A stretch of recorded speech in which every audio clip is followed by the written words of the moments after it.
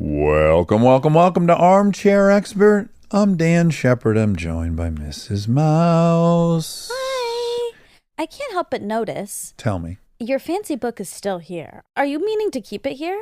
No, I'm not meaning to. In fact, it's going to go right under the television set on that main setup there. It also can live here. No. We need a To better your spot. defense, it was back here because we had guests. So Out out of sight. Out of your purview. No, but this is something that weighs on my consciousness. So right before we record generally, before I come out of the house, I think, fuck, I haven't brought in my foot massager or my book. And I haven't hung the painting by Wob. And everyone thinks I don't appreciate their gifts. This is what I think every time I walk here. And then I think, I've got to come in here one day when I'm not recording and get my shit. Sure. I understand. This happens to me. I keep stuff in my car for way too long. I know. And the Christmas presents I got in the living room, they're sitting in the corner still. Yeah. But guess what I'm doing? doing? What are you doing? Tomorrow, my record player is getting set up. It is by who? Am I coming over tomorrow? No, I did ask Rob to do it, but no, because Mackenzie is going to do it.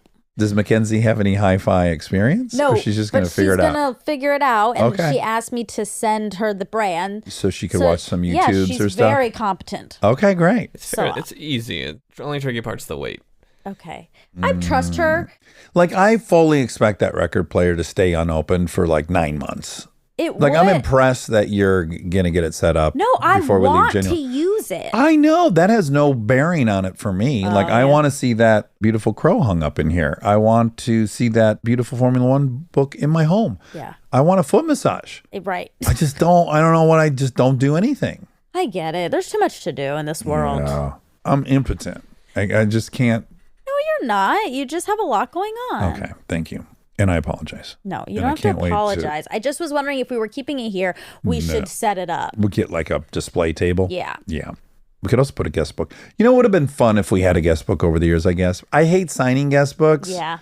You know? Me too. But I wish we had a guest book of everyone that's come here. I do too, but it wouldn't be us, really, to ask people to do that. It's not our style. Put in the bathroom when they use it before they leave. That would be cool. Like, if you're in there, you could sign it if you wanted to. Yeah. Okay. TBD. That's not what you'd say. Okay. Old friend of mine is here today. Octavia Spencer. It's been years since we caught up. It was so heartwarming and wonderful. She's awesome. She is. This is going to be an Easter egg. Thank 'em, honey.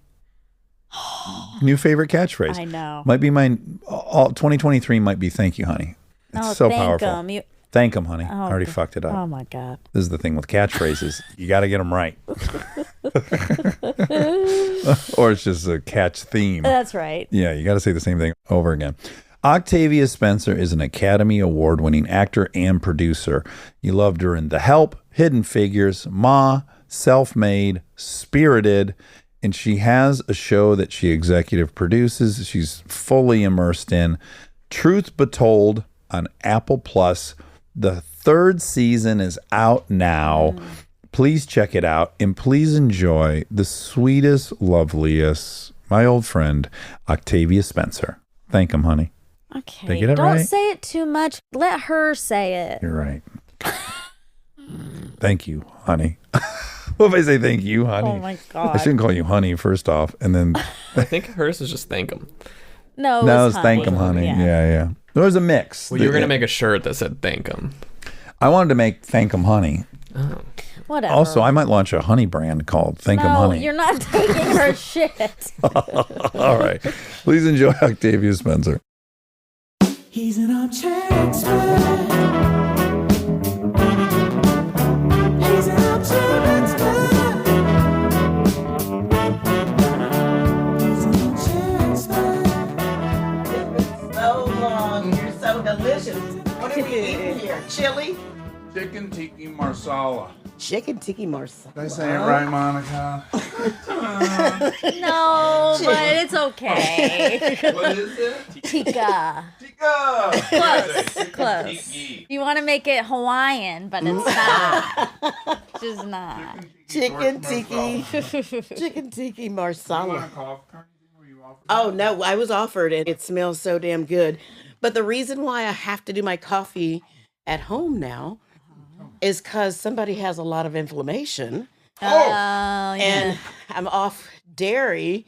And it is the hardest breakup. Yeah. You know, there's some things you can break up with, but dairy is the longest relationship I've had my entire life. Yeah, that's not nice. No. I was vegan for 1 year, and I had assumed it'd be the meat that would be the hardest, and it was the cheese. It's the cheese, honey. It's the cheese. You can do without the meat, but Lord, the cheese. Oh, the cheese. It's magical cheese, isn't it? It really is. is. The fact that it can be any consistency. It can be a liquid. It can be a solid. It can be shredded. Oh, Sweet cheeses.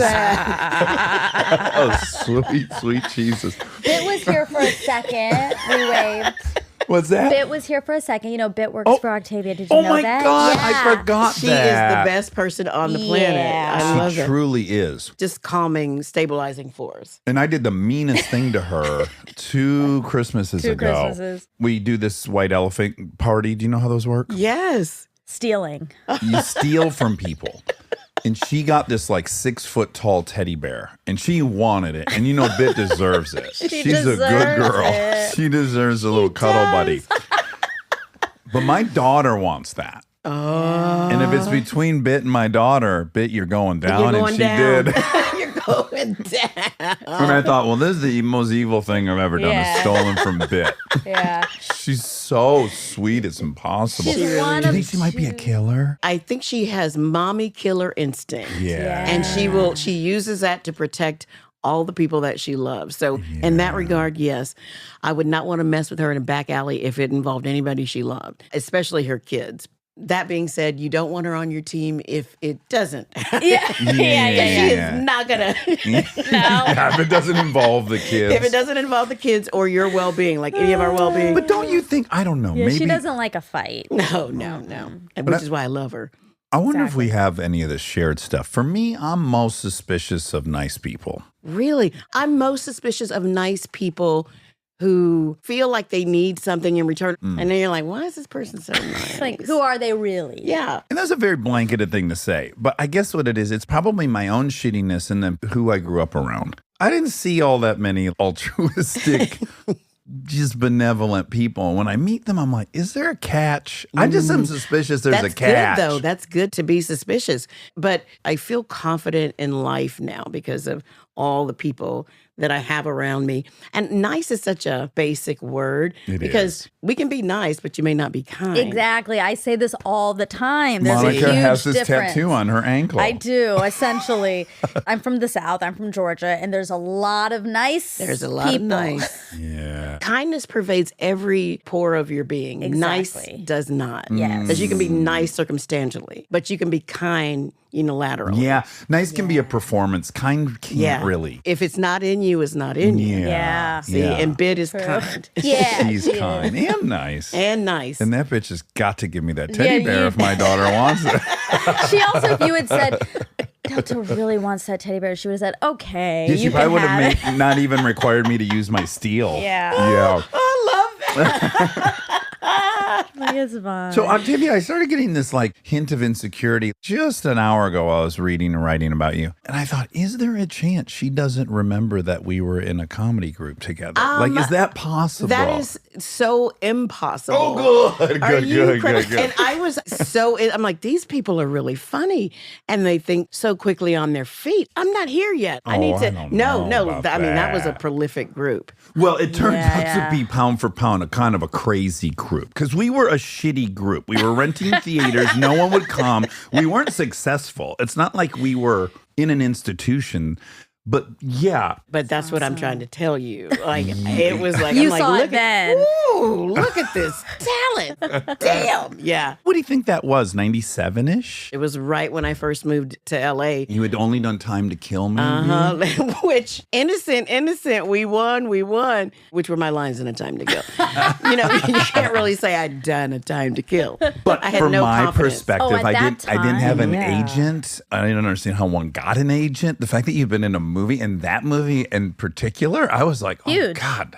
I need to figure out what this gal's doing. Like, what are they doing? And Tate also had Tate, been. yeah. I just think about that group. Oh. I literally smile. I mean, it was like on a tarmac. You just watch the planes take off and everybody just hit flight. Yeah, if I recall, because there was a couple different iterations of groups doing shows, but as I recall, it was Beth, you, Tate, Brian, Ben Falcone, Brian's roommate, Brian, Yes. who moved back to Illinois, Nat Faxon, and of course the Queen Bee, Melissa McCarthy. Yeah. And so I tell this story so many times. I bet in 500 episodes, I've told this story 20 times. There was no moment in this whole journey for me than watching the Academy Awards where you and Melissa were nominated against each other, and Nat was nominated for a screenwriting Oscar. I was like, dreams can come true. I'm not even kidding, though. We were backstage, and Nat Faxon and Jim Rash were behind me. They had just won for The Descendants, and I had just won for The Help.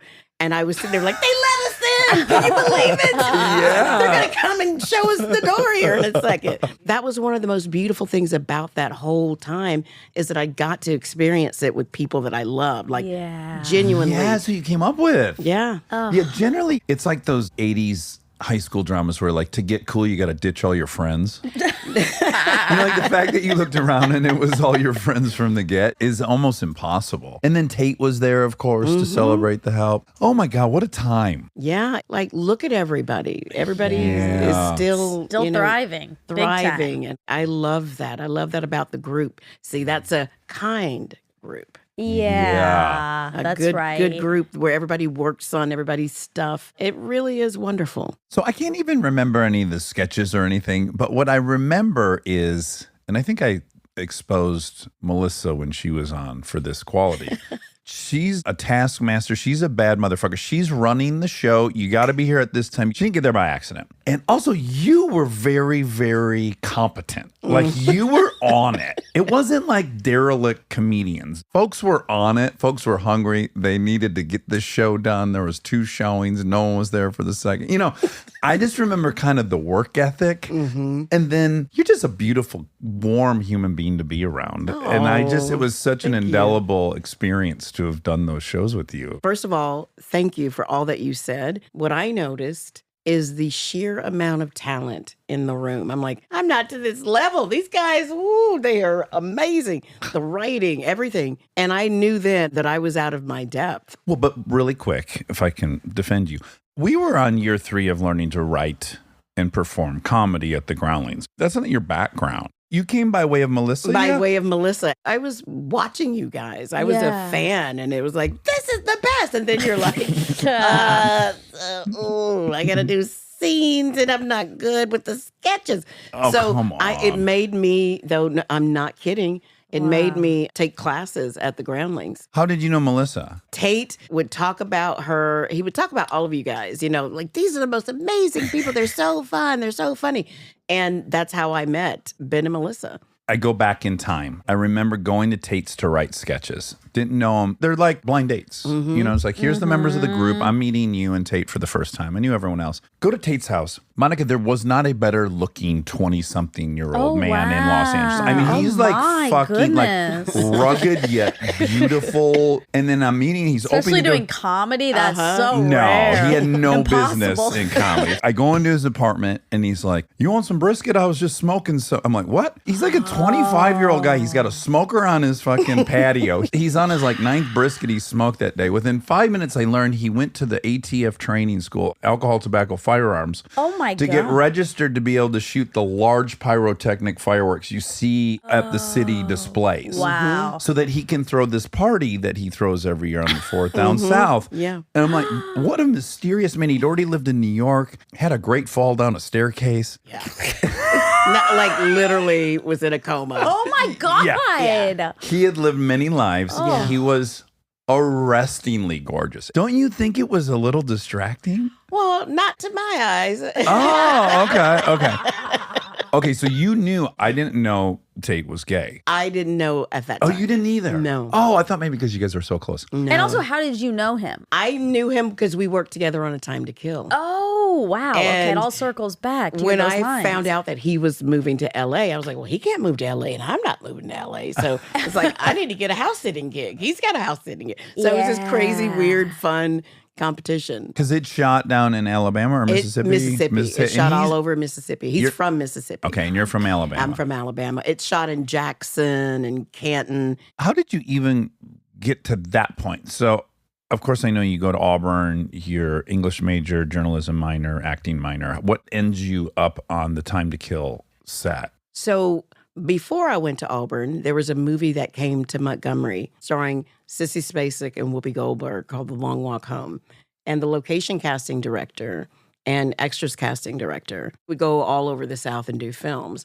And A Time to Kill was happening right as I was getting done with Auburn. Because you had like a local agent. Just from her, from that casting director. Oh, okay. And I was like, of course I want to do it. I got down there and I was actually about to quit. It was just so miserable. Oh. Kind of far away from the action. Because you wear a lot of background. Yeah, Yeah. because our Oh. office was so far away. They had us at like a local gym in the town. You didn't see anything. You know, you want to be in the production office, not your own office. Oh, I'm sorry, I got confused. Yes, you were there working with the casting department. But it was the extras. I was in the extras. Okay. Yeah. But Okay. yes. And so way off campus. Way, way, way. You heard they were making a movie in town, but you never saw it. And I'm like, I'm on the movie, but I don't see any of the movie people. Who's even in it?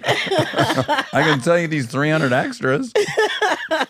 It was so funny. But you asked Schumacher if you could. I did. I had been working for this casting director, and everybody that I would meet would want me to read. You know, they would have the waitress who has a line or the bank teller who had a line. And this was before I knew that I was a type. There was a woman who caused the riot between the KKK and the people who wanted to free Sam Jackson's character. And I said, I want to be the woman who causes the riot. Yeah, of course. And Joel was like, no, your face is too sweet. You can read for Sandy's nurse.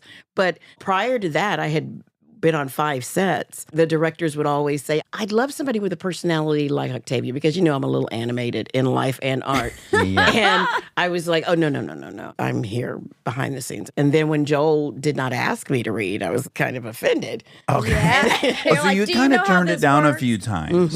And this was the one time that nobody asked. I thought, okay, I kind of want to be in this one. And it changed the course of my life. Was it hard for you to ask? It was easy for me to ask, Okay, but good. here's the thing. Had I not been asked before, I never would have asked. I never would have had that kind of, well, people love me and turn them down. Why don't Yeah. you love me? Yeah. I never would have had the confidence to ask. Right. Wait, why did you turn other ones down? I just felt like it would draw attention to me in a way that I wasn't ready for. I didn't know if I could Wow. actually do it. If I'm being honest now, back then I thought it was like, I'm being professional. And what if I did read and they said, no, we don't want you? How would it affect my job? I just didn't know. Oh, Right, I you see. know? Right. And then what would it entail if I did get it? There was just so much unknown. In that moment, were you kind of having fantasies of being a casting director or no? Still just wanted to be an actor? I wanted to be a producer, but I didn't know what it was called. I didn't know what they did. So I wanted to work my way through the ranks and figure it out.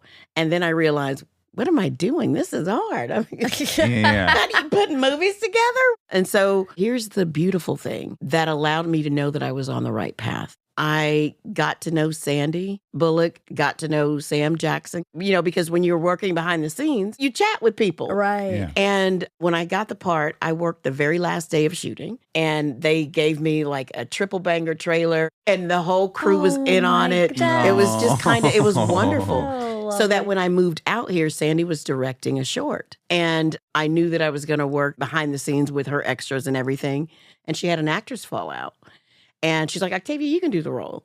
So I was like, oh, okay. So now I have a little more confidence. yeah. But wait, it gets better. I work on that project with her. The DP of the project was working on a Disney movie. And he said, Octavia, you should read for this role in this Disney movie. So I went from asking and receiving the part, being celebrated in the part by my crew and my wonderful cast. Still have a relationship with Sam, still have a relationship with Sandy. And then from Sandy, I got my tape. She cut a scene that Matthew and I were in, and then I had a time to kill. When I read for that part in the Disney movie, the DP was actually best friends with the casting director. The casting director was like, I know a person that can do her deal for her. And I thought I didn't get the part, but months later, they're like, oh, yeah, you got the part. And this person's going to be your agent. It felt very divinely ordered. Yeah. Because I don't know how to get an agent. It took me 6 years. It's a tough thing. Oh, so it's brutal. hard. When you just arrive, and you're like, Yeah. okay, what's next? Exactly. And the mail outs, oh my God, I'm laughing to this day. I thought, well, I don't need headshots. There was like this crazy picture and I thought I looked good in it. But it was ridiculous. I wish I could find in a box somewhere the pictures that I tried to mail out. Yes. I Octavia, know.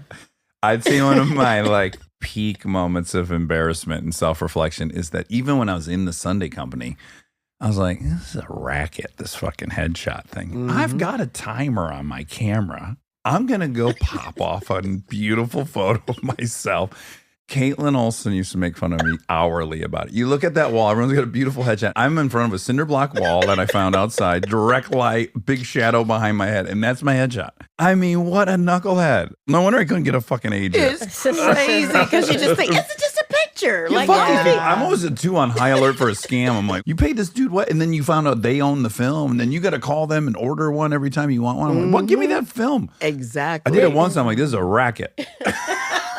Well, then I started befriending people who could actually take pictures. Yeah. So I Makes a huge I difference. never had to pay for one. I never gave up my day job. I would work in people's casting offices and people's commercial agency offices and, just trading hours. There were photographers that were connected to those places.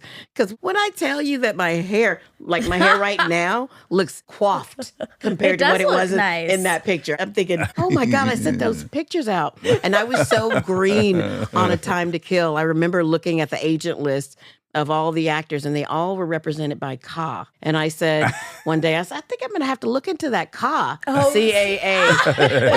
Ka. They seem kind of dominant. Caw. Ka. They must be kind of good. Also, a weird way to spell caw. I would have guessed it'd be with a K or It's something. never even dawned on me. Yeah, I think Ka's going to have to be my agent. So what capacity was Tate working on A Time to Kill? Tate was the production office PA, Oh. and I was the extras casting PA. I literally was like, I used to have fun on sets. This isn't even fun. And it was our 3-week prep, getting all because it was a period film. Everybody had to come and get costumed and everything. So we weren't in the brain center, that's the production office where you meet all the personalities, actors, crew people. I was about to let my boss know that I was going to quit, and they were starting to shoot on Monday. This was Friday, and I was going to give her a 2-week notice. And in walks Tate to give us our call sheet. Okay. And he was gorgeous. Oh, yeah. I mean, And funny. I'm like, where have you been? And he was like, oh, well, you're hanging with the wrong people. And then we he started had you at hanging a out. pig roast in about Yes, 2 and- minutes. Well, the other thing, he built a home. Like, he really is one of those tactile people. Yeah. He's so competent with his hands. He could build shit. And he built a home. And he's like, you got to come on the lake and I got to show you around. He had a group of us, PAs and people hanging out at the house that he built. It was so much fun. And then I thought, well, And how this is old were fun. y'all? Like 23? 22, 23. Yeah, right after college would have been. Yeah. Also, are you with CAA? I am. Look at that! It was a long way to get You there. got- you got to But I got call. there and I started laughing. I was like, oh my God, I'm at Ka. Yeah. I love that. I mean, that is willing It it. really was divine. It's kind of funny. 2 things are insane, really. Talk about the course your life takes and how unpredictable it is. Like, A, there was a nice rash of films being made in the South during that period. Yes. That's really hit or miss. There's periods where there are, and there's periods there. I mean, the fact that you'd already been on 5 is kind of crazy. And then the fact that Time to Kill was there as well. I worked with Macaulay Culkin. There was a movie called Richie Rich. I love Richie And they filmed Rich. at the Biltmore Oh, Mansion, and I my was behind In the North scenes Carolina? in North Carolina. And I was on the extras team. A few of the kids that were in the group, they were the actors, and then we had their doubles. So we were in charge of their doubles, and they all became friends with their doubles, you know? Oh. And it was like, oh, okay, I got to wrangle these kids. So I knew a lot of the child actors, Brad Renfro and Rachel yeah. Lee Cook. Oh What was my the name of that movie? gosh. Tom and Huck with Jonathan Taylor Thomas. Oh. And I loved every aspect of working with extras because they were like me. They had no idea at first how films are made. So they were excited Yeah. to be there. And then they're like, all we're doing is the same thing over and over again. Yeah. So what I would do, because all of them wanted pictures with actors, which you couldn't do. So I figured out a way to make the job fun for them. I would get these certificates. I don't know how I was able to do it, but I would get all the actors to sign them. And then in Extras Holding, we would have talent contests. The big 10 people who won would walk away with the certificate. Oh, that's so lovely. fun. Yeah, it was fun. Okay, back to Sam Jackson. Mm-hmm. I have like 3 major misfires in my life, he being one of them. Oh. Oh boy, what happened? I don't really blame myself. I might have just caught him on a. It was, I think, my first movie without a paddle. And then I get home from this movie and they say, okay, you're going to go to this thing called Show West. Have you ever been to one of these? I have. I don't even know if they do There's these no anymore. context for Show West. No. Yeah. First time I'm hearing about it. So they go, okay, you're going to fly to Las Vegas. This show is for exhibitors. And all the studios put on these big panels and in these huge auditoriums. And then they try to get the exhibitors to get interested in the upcoming slate. So you're going to go there and be on a panel, which was so thrilling. Again, my first movie. And they send you on a private plane to Las Vegas. And on the private plane was Samuel Jackson. I'm just a huge fan of his. And I had read that he was sober. And I was newly sober. So I went up to him and I was just so excited. And I was like, listen, I just wanted to say, you're one of the people that I look at you and I think, God, well, that guy's as cool as it gets. And that's sober. That is no problem. Like, I really that's earnest, like, you're kind of a My North hero. Star of like being cool and sober. You can still be cool. And he's just like, oh, yeah. All right. And he's like, I'm not He's sober. like, What get are me you the talking fuck away about? from this fucking nerd. Let's make sure that nerd's at the back of the plane. Oh my God. My imagination as I was approaching him after I deliver this news to him, like, we're going to be chatting on the plane. I don't even know if he's an AA, but he's going to be my sponsor. I'll tell you that. Oh my God. You know what? You don't know him. But that was his way of going, hold up, man. What? You know, dismiss him. And then the next thing he turns it on and it's his I didn't sense get the of humor. second gear. Yeah. You didn't stick around for him. I think he ran before Yeah. he allowed Sam to. You know, I'm now 48. He was probably 48 at the time. I'm guessing something like that.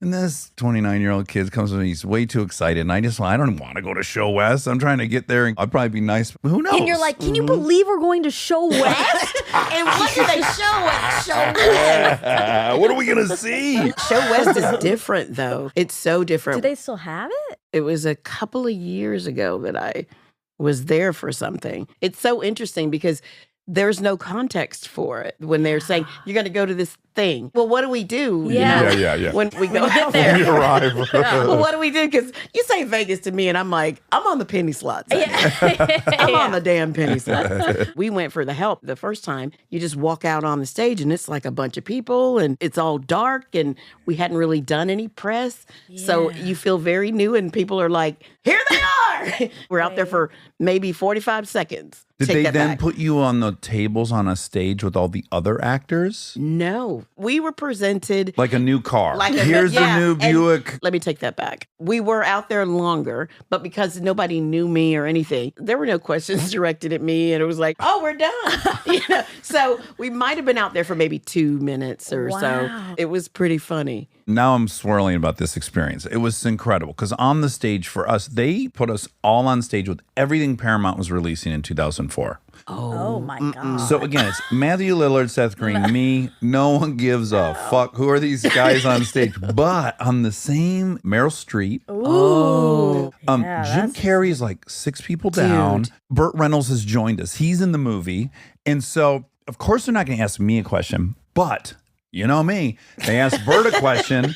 Burt kind of ran out of steam, and I just grabbed that microphone and I started letting it rip. Letting it rip. Got all my good Burt Reynolds material out. I did okay. I got to say, it was okay.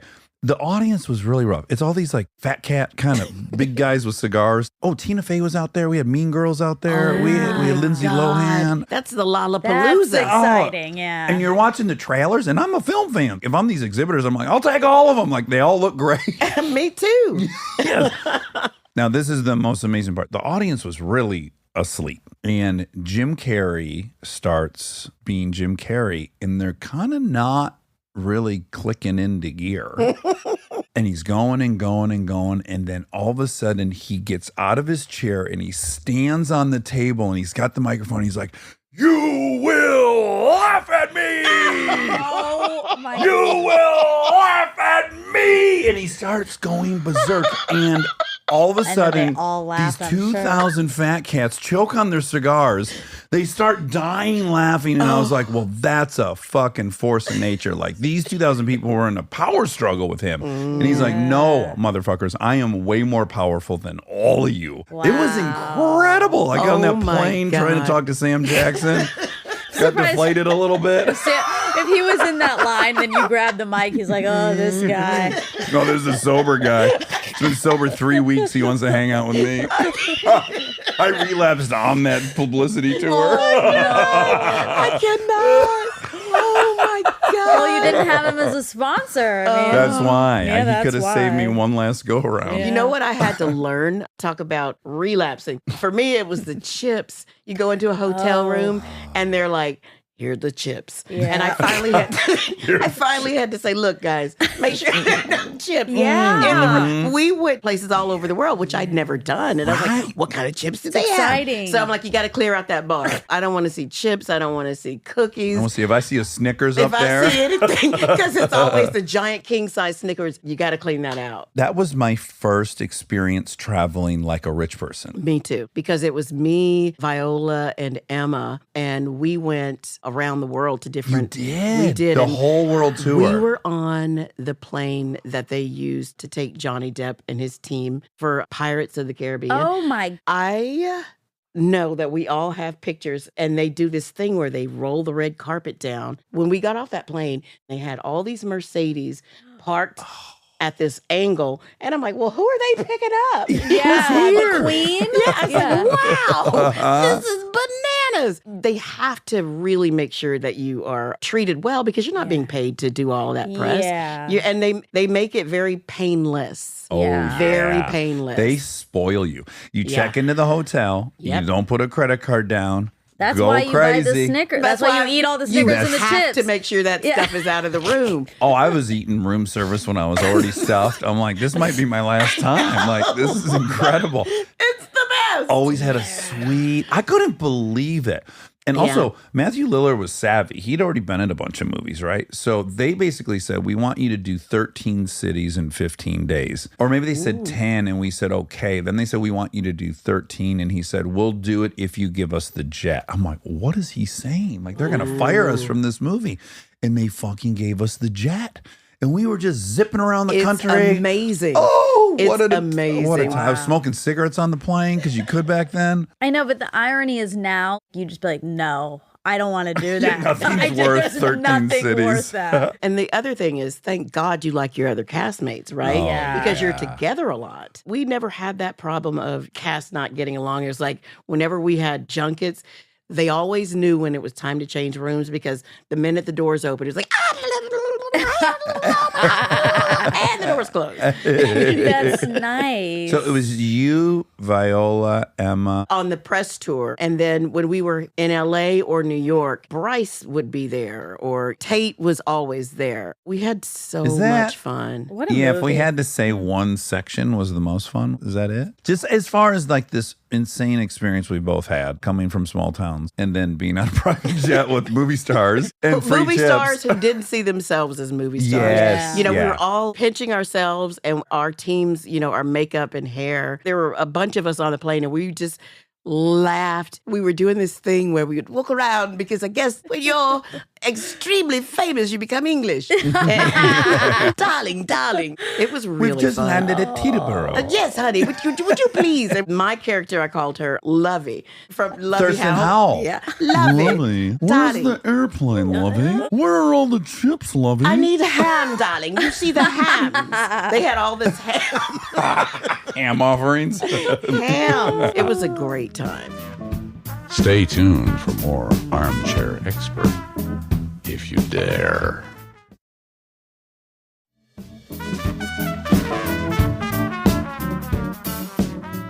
I've never met that Emma gal. Is she so fun? She seems really fun. She's very grounded and just kind. I mean, just Tell again, it, kind. maybe a murderer. You might get hint of murder because it's kind, yeah. but it's not a nice, it's Phony. real kind. Yeah. And then the other thing is when you saw Emma, you thought she was 14. When I Right. first Yeah, met her, I'm yeah. like, wow, this child is 14 years old. She's hanging around these old broads. All of us are old. She really was so grounded. That whole group, though. Viola was already a legend for you, yeah? Yes, she was. My thing was Burt Reynolds was in that movie. For me, my first, I know this isn't your first, but I was trying to really play it cool. But boy, I was at his trailer every fucking day to have lunch. Like, how did you work your way into the fold of Viola? Well, kind of very similarly, you know.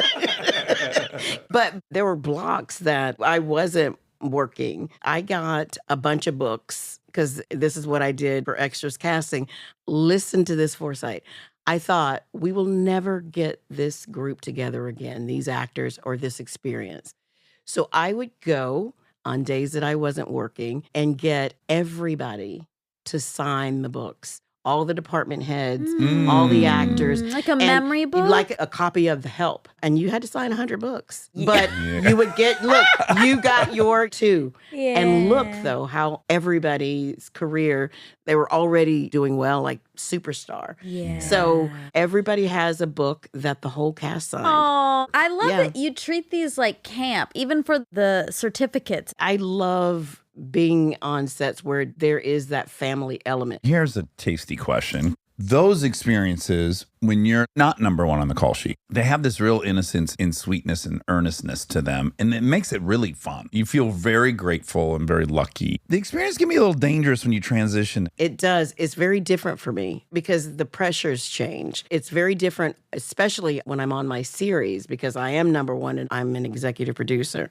So I don't get to go up to the set on my days off because the last thing you want to be is on set on your days off. Yeah. You're working Yeah. 4 or So 5 mu- days a week. Exactly. And the responsibility is different. Even your relationship with the cast members, because you're so integral in Truth Be Told, and maybe everyone's perfect, but your co-stars are also people now that have to deliver. Like when you're in The Help, you're not really thinking about whether Viola or Emma's crushing. Probably. You're assuming they are, but you just have a different set of glasses on. Yeah, you do. And that is one of the things that I want my crew to always know when I'm on set. Because, you know, for me, a short day is a complete turnaround 12-hour day. Because that means it's really like an 11-hour, 10-hour day of shooting. To me, the best way to have that familial feeling is to show up, be prepared, make sure that the day is moving. Yeah. And then reward your crew. Make sure you have a treat truck for them every week and make sure you run the bucket. You're in the raffle bucket every week. How much you putting in there? Tell people about the bucket. So I'm $5 sure a lot of- Fridays, Mm-hmm. generally on a film crew or television crew. On Fridays, everyone in the crew drops $5 in this 5-gallon bucket with their name on it or a department name on it, and then someone's appointed to pull it at the end of the day. But then folks up at the top, we should pop a little more than $5 in there. What's the craziest you've ever gone? Well, and it's only on my TV show set because your crew is there with you. They're your family. They're yeah, your yeah. family. So we raise like $30,000, $40,000. Yeah, girl. And we make sure like the last day, because by that time you're on your 6-day weeks, you're being dragged across the finish line. Divorces have happened. Yeah, you know, like I'm just leaving you. The hysterical cries and laughter like within 30 seconds. Everybody's exhausted. Yeah. So we do that, the big bucket. Big shebang. Yeah. Where do you shoot it? We shoot it on the Paramount lot. Oh, you do? Right down We the shoot road. I was watching it last night, and it's set in the Bay Area, right? And it's Yeah. very convincing. They do a wonderful job. Yeah. But you guys shot on job. Paramount, right? I've never shot at Paramount. Wait, where'd you shoot? Universal. Universal. For Parenthood? yeah. Parenthood, Paramount. Oh, got it. Yeah. Got it. But that was also Bay Area-ish, right? It was. It was, Okay, yeah, supposed to be like Marin County. Okay. I think what happens is you go from a child to the parent. It's squarely on your shoulders. If you are the number one, if you're not prepared, if you're not ready. So when you're number one, your weekends are you're learning lines. Yeah. You know, your life changes. For me, it definitely changed. How many months a year does that take up? We kind of figured it out this last season where we did blocks to Shooting two at once. That's the biggest It's hack delicious. of television. It's delicious. So nice. We did most of Parenthood that way. And it just made your life so much. Doesn't You it? could plan your life. You could Because now your plan a schedule's life. for 3 weeks instead of 8-10 days. Exactly. And that's the thing, the quality of life. Plan your life. You know that you're going to have time to, if you're a parent, go to some function. You can commit to some Yeah. stuff. You can commit. Yeah. If you're not, it's family time, it's downtime, it's scheduling your doctor's appointments. Yeah. You know, because when you're on set, when you're number one, it's a lot.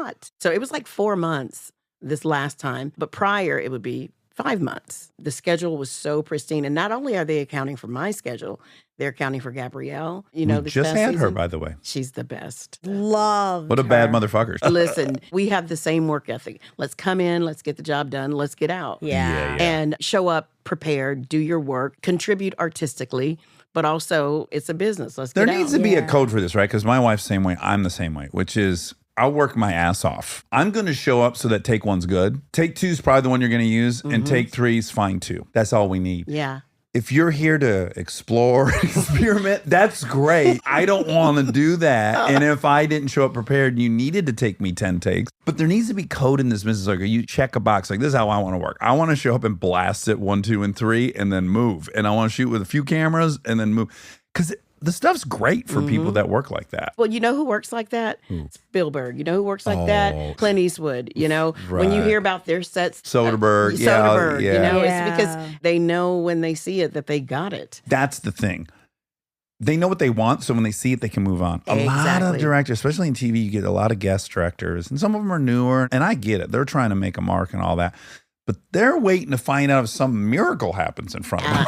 And let me just tell you who doesn't do that. Mama doesn't do that. You Yeah. and Kristen should get on a show together. She's actually more of a first AD than she is an actor at this point. That's me. It's like, oh, how long is our setup? I don't leave set. I go to the bathroom and I sit in my little room with my team, and then I'm checking that clock. How long is the setup going to be? My crew depends on that. My other Oh, they producers. thank you for it. Yeah, they're so Yeah. grateful It's for it. like, no, we don't want to languish. And that's why you want directors, you want them running those cameras so that they're getting that wide shot. They're getting that little extra something that they're trying to Yeah, find the little start. zhuzh. Get the zhuzh. Yeah. But I'm like, honey, what's going on here? It takes people like you and me Yeah, to yeah. make sure that people who are putting $125 million budgets together, they stay on track. You don't have Also, if you and I are on set for 11, other people are there for 13. Yeah, You hear me? exactly. Yeah. the people who have to do the glams, they literally are there an hour before us. Hair and makeup, I don't care if it's a period piece. We've gotten it down to a science. Yeah. It takes me 30 minutes. There we go. Because Nice. you don't get that time back. There's some people who want to be in the chair and want facials. Yeah, they want to feel and they want you to blow Where's the my hair towel? out. Yeah, like Yeah. I'm like, honey, I can do all that at home. You and Kristen have to do something together. I want to I can't tell you how many times I've heard her yell in the middle of the scene, why aren't we block shooting this? Like, it's occurred to her, we could be picking up scenes 5 and 13 right now. I appreciate all of those mom and pop times as an actor, but when you graduate, Yeah. you have to yeah. take on that Okay, responsibility. but do we long? Because I also want for you to recapture it. I want you to go sign up in something that you're number 4. Oh, that's what just happened for me on Oh, Spirited. great. Ryan and Will, honey, they carried the weight. And I would show up and eat the craft services. You're getting everyone to sign Oh books my again.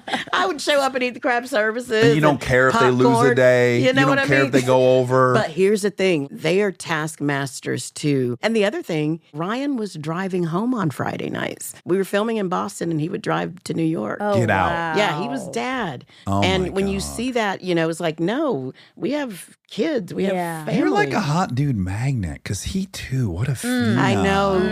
It's hard being me, honey. Yeah. I am a hot dude. He's like a Tate Taylor himself, he isn't is he? a Tate Taylor himself.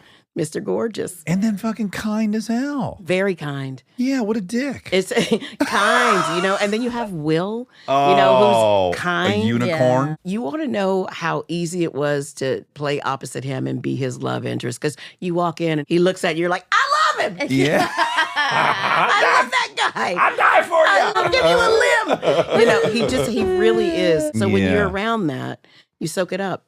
Okay. Back to Tate.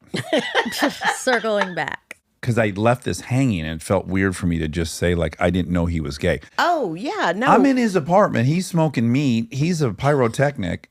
He's an 11. I'm like, where are all the girls? Right. That They was should be my flocking one- here. I'm such a cynical bastard. I'm like, where are the girls? I know there's a line of them outside this house. And there were. Yes. Yeah, I bet. There were. What is going on? He is easy to love, Tate Oh, Taylor. it's so lovable. Okay, so that's a really fun story. I know a lot of people know, but I do think it's worth telling. So you also knew the author of The Help. I met her through Tate. I met a lot of people through Tate. He really is the connective tissue for a lot of social groups. And it's funny because we traveled more when we had no money. We had more time than we had money. Yeah. And now when you have more money than time, you don't travel. But our little group traveled. And we were in New Orleans the first time I met Catherine. I don't know why I decided. It was August. I was going to do a diet. I'm like, I can't go down there and eat biscuits and jam and New Orleans is a hard spot. butter. And we're walking around. Tate was showing us the city, and it was my first Beignets, time. is that what they are? They're coming Beignets, up. Gumball. You hear me?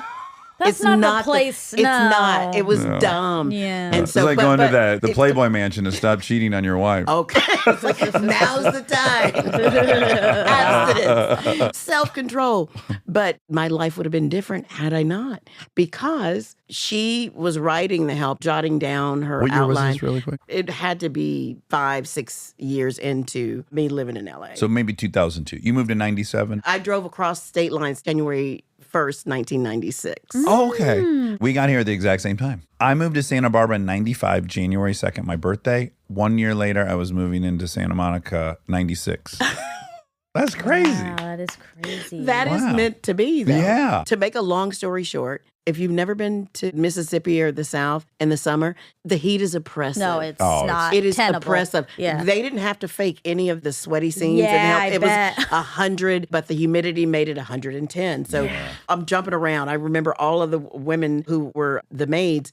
We just would walk to lunch and everything in our slips. Remember that time that slip dresses were a thing? Yeah. But we were in like hose and all that. And you don't get to see these arms unless you buy me dinner. You know what I'm saying? So I just said, you know what? I'm going to be in the slips too. It was too hot not to. So we were in our underwear walking around. It was so hot. But before that, when I met Catherine, I was so hangry. I was just like, where are we going? You know, I'm tired of all this walking, because it was the heat. And she modeled some of those characteristics, Minnie's hatefulness, off of me because I was on a diet. I was on a diet on that. It was that one time we met. We hadn't really spent that much She time got together. an interesting version of you. She got a very interesting wow. version. Yeah. The hangry version. That's And then hilarious. she and Tate. They were childhood friends. They were kindergarten. No kidding. Yeah. Okay, because in my opinion, this is a story of twofold loyalty and strength of character.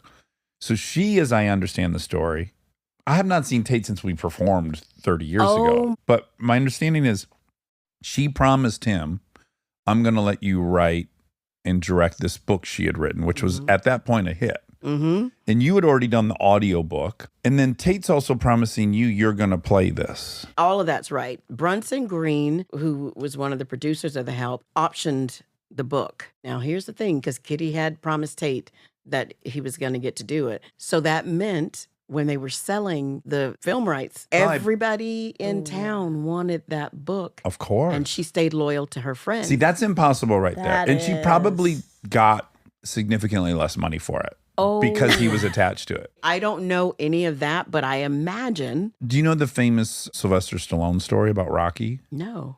So Sylvester Stallone wrote the first Rocky, and there was a bidding war. Everyone wanted the script.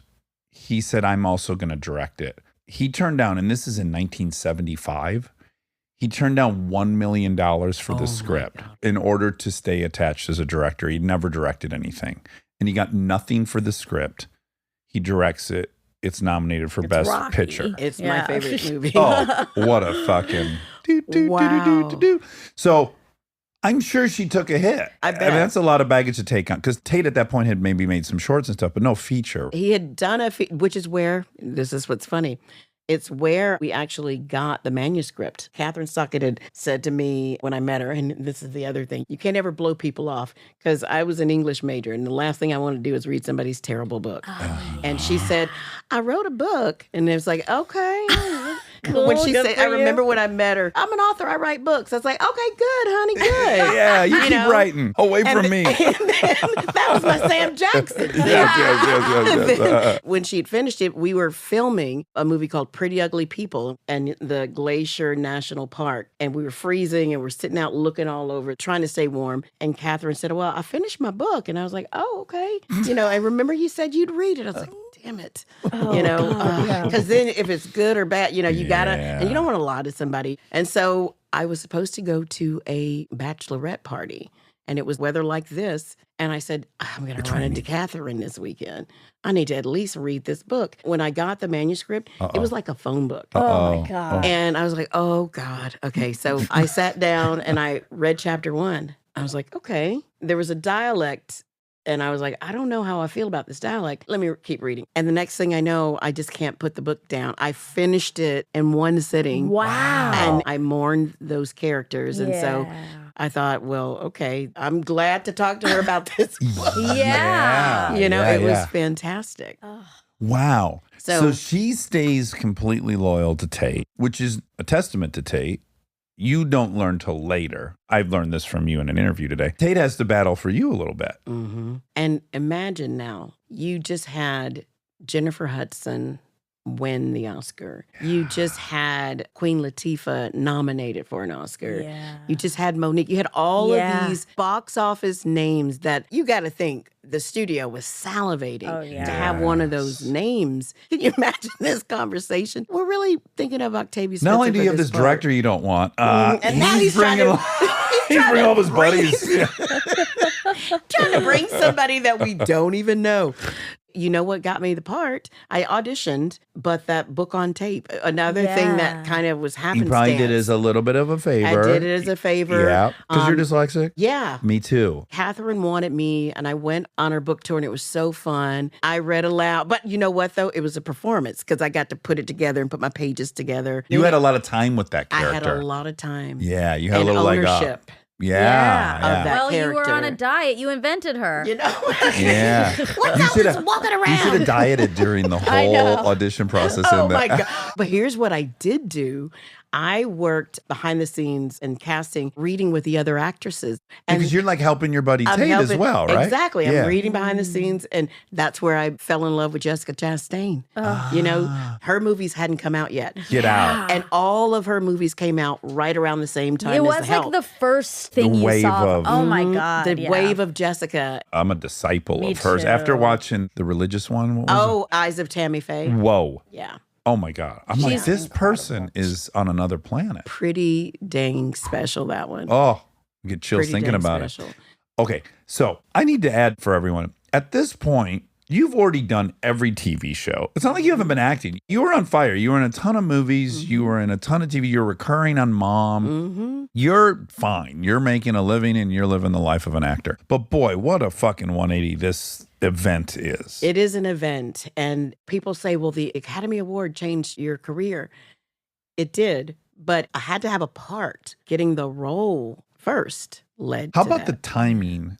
So I, as a longtime friend and fan of Melissa McCarthy, similar thing. I'm watching her. She's doing great. She's on TV shows for years. But I'm going, y'all are missing out. She's the aforementioned Jim Carrey. She's like a force of nature. I've seen this woman control audiences the way I've never seen a human before. So I'm kind of like, this is bittersweet that she's working and doing well because everyone's missing out on this. What are the fucking odds that both of you in the same year have your moment to show what y'all got? It's insane. It was so much fun, though, because we saw each other at every function. It felt like old home. If you're going to do it and be initiated into this club that, you know, it's hard to be a part of, you want to go through it with family. Yeah. And we had so much fun because you At go to all of the things. You won a BAFTA, you won a Golden Globe, you won an Academy Award. You won all three of those, right? Yes, I did. Damn. Yeah, that role was That undeniable. me. It was, No, you were undeniable. Yeah, you were. That role doesn't necessarily get nominated. That's you. Oh, well, thank you. Yeah, I mean, Thank it's a nice you. combination of it's a great role, but I mean, it's you. There's something undeniable about it. I am forever grateful, but every single brick was laid in a way that was unique to me because you just don't have that kind of story. Yeah. And you can't even, this is what's so wild about life and reflection, and you and I are getting older. Like, we've been here 27 years. That's fucking weird. It looks like it makes sense in the rearview mirror a bit, but it just doesn't. It doesn't. I don't want to say people ask me for advice all the time, but occasionally they ask me for advice. And basically, I got nothing to say. But the one thing I'll say is just do everything. Is it the fucking trip to New Orleans on a diet that's going to put you on the stage at the Academy? Like, No one you knew. can't know. It's kind of, we had this amazing psychiatrist, Phil Stutz, on the other day. And it's like, this is a principle of throwing things into the universe. And then they just got bouncing back to you, not in the way you wanted, but the action creates more action. You're doing a fucking stupid comedy show. You're not even in comedy. You know, all these people, you know, you just don't know. You don't know. And the other thing is going back to that comedy show, to recognize other people's talent and to recognize what other people have to contribute. Think about your career on paper. It's confusing, right? If somebody had told you this was going to lead to this, going to lead to this, going to lead to this. And you're going to end up in radio. And that's going to be the most fulfilling thing you end up doing. I'm like, what? No, I ain't trying to be on radio. What are you talking about? Okay, this is a cynical side of it. I shouldn't even say this, but I'm going to say it to you. So that Academy Awards was probably the coolest moment watching that one. I mean, truly. Oh. But then on the backside of it, I was also like, well, wait, they're normal people. Like, I know them. They were broke. They're opening the door for it. Well, I know it did disillusion it, not in a negative way. Just all those people I watched on that screen that seemed like they were from a different planet and galaxy. No, everyone's normal, I guess. That's what I love about it, though, because it means that it's attainable for normal everybody, you know? Yeah. And that's what I liked about it. That's what I loved about Viola being nominated for Doubt. But she's also studied and accomplished. She's intimidating. I sat next to her flying to Upfronts, another bizarre thing they make people do. Okay, yeah, Upfronts is very different. It's kind of like Show West or whatever the fuck I said it was called. But yeah, you go out and now you go in front of advertisers who buy spots on network television shows, and you just same thing. You're there with everybody. So I will say the funnest part of Upfronts is the lounge at the airport and then the flight generally, because you're seeing all these people, you know, that are on TV. It's exciting. And then just luck of the draw, I'm sitting next to Viola Davis. And I was just like, this is a regal woman. Dax, mind your P's and Q's. This isn't the time for any big swings. That's always what you say right before you then continue Fucking forward. aim for the upper deck. She's got a power. She is definitely a serious person, definitely regal, definitely has a gravitas. And then when you're talking about life and fun things, she's fun and funny, and you're like laughing hysterically. So I can't wait for her to do a comedy so that people can see that side of her, because she's brilliant in every aspect. Stay tuned for more Armchair Expert, if you dare.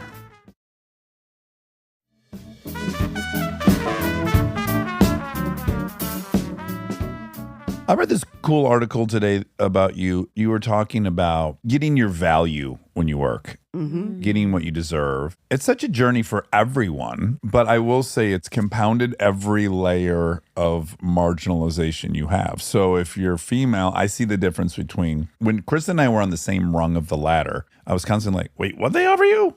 Like, what are you talking about? You're Sarah Marshall. Whatever the case was, I was like, this is a little crazy. And then if you're black and you're female, then it's like another. And there's this kind of pervasive thought, you should be grateful. I got this from Viola when she'd say, they would tell me how much they love me, but then it wouldn't translate to the zeros. And love's not going to pay my bills. It's not going to put my kids through college, or for me, as my nieces and nephews, through college. So I'm not an extravagant person. I came from humble beginnings. So I love simple living within my means. And don't go throw all your money away trying to keep up with the Joneses, because chances are the Joneses don't really have it. I'm not trying to impress anybody.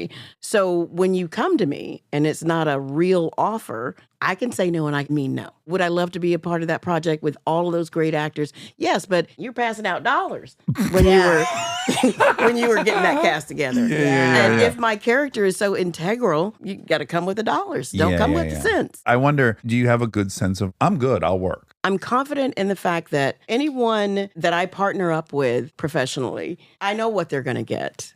I know that I'm going to go the extra mile to do things that they're not going to ask any of those other actors to do, or they will ask those other actors to do and they won't do it. I know what I'm going to bring to the table. I know that when I walk in, my weekend has been getting prepared and I'm going to deliver. Now, my delivery may not be wrapped in a silver bow, but it's going to be the best that I can do at the time. And if that's what you want, this is what you're going to get. But what you're not going to do is get me for a dime on the dollar. That's what you're not going to do. There was a time when the agents would call me and I would say, yeah, you know what, honey, thank them. Thank them for thinking of me. Oh, that's so classic. So Southern. It's a Southern fuck you. It is. It's that Southern hospital. It's the nice not cut. Yeah, thank them for thinking. Honey, thank them. Because it's like, well, they don't really have it in the budget. I know they Studio start putting it projects. on you. I see this with my wife all the time. She's like, well, this movie's going to fall apart because you're not willing to take 1/3 of what you get. And my thing is, well, if it's that fragile, they probably shouldn't make it. Right. Wow, great take. And the other thing is, you know the type of business you're in when you're putting together a studio film and you start asking for your money on the back end. Here's the thing. If you tell me, Octavia, we don't have it in the budget. I was like, okay, well, let's make it up on the back end.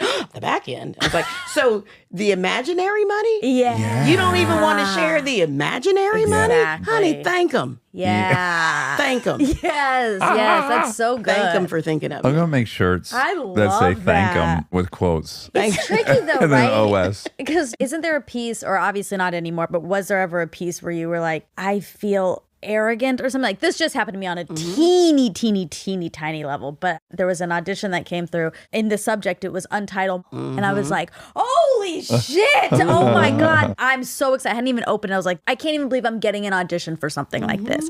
I open it up, and the audition is to sing with another group of people as a wait staff, Happy Birthday. Ooh. How are you going to sink your teeth into that? No, right. I looked at it like for 3 minutes. I was like, I can't pass, yeah, you can. but I'm gonna. Yeah. Because my time's worth more than this. Right. If a friend associated with the project and you had time, of course you would consider it if you could make but it work. auditioning, To sing happy birthday with 12 other people. I was like, wait, I don't They probably understand. wanted to make sure you didn't do any bigger Yeah, hand moves. Oh, yeah, Exactly. maybe it's like it's more of a red flag. It's like, it's yours to lose as long as you don't start clapping like you're in YMCA or something while you sing happy birthday. I know. But I felt like, who am I to pass? You know, that thing starts going through your head. Here's the thing. We have to start empowering ourselves, especially as women, because there should be an attitude of gratitude. I'm grateful for this job, but they should be grateful for you. Yeah. Because not everybody's going to have your work ethic. But that's the other thing. That if people do their recon, they know. You know what you're getting into with me. And I always tell the ADs, I'm like, at the beginning of things, I'm going to be the person that you hate because I'm going to bug you about my schedule. I need to know what the schedule is because they don't like to let go of those schedules because they get nervous thinking They don't want that, us having too much knowledge. well, she thinks she's off that day. I'm like, honey, it doesn't have anything to do with the days off. I need to know where my character is and what we're shooting, and I need to chart that. Yeah. Well, it may not be on that day. I said, is it that week? Yeah. Is it that week? Because I got to learn these lines so that I can throw them away. So you're never going to have to look for me on the day. You're always going to know where I am. I ain't gonna be in San I'm Diego not- on this day. You Exactly. thought, yeah. It always works out because by the end of it, it's like that person just needed the information to do What their she- process. yeah. And you're the least of their worry. I know my work ethic and I understand my value as an actor. And if you don't understand it, that's not on me. Well, in their defense, do you know the words to Happy Birthday? No, but I would have learned them. See, I thought maybe, yeah. Yeah, so it sounds like you probably should read That's for it.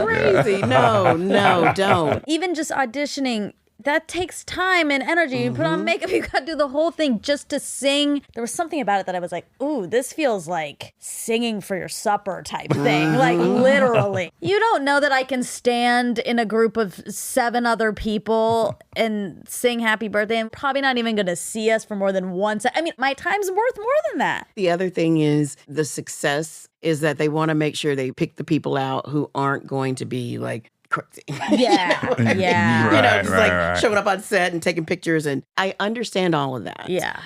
But your psychology going into it can't be, I should be lucky. Because the person that doesn't have any credit, that doesn't have any set etiquette, you know what I'm saying? Yeah, It'd yeah. be different if you were brand new to town and got that audition. At that time, my time was worth something much different. Hey, you're a grown ass woman. You own the house across the street from us. I mean, you ain't gonna go sing Happy Birthday. I know. And Like, we're they fine with that. Yeah. Call you and say, hey, do you have time Yeah, that's to come great. in? Would you Sure. want to and come? This will be Yeah. fun. You'd have to really pet my ego. We thought it'd be such a funny thing if you're just like in the background singing Happy Birthday. Totally. It's a wink to him. Like, oh, this is kind of cool. That's really fun.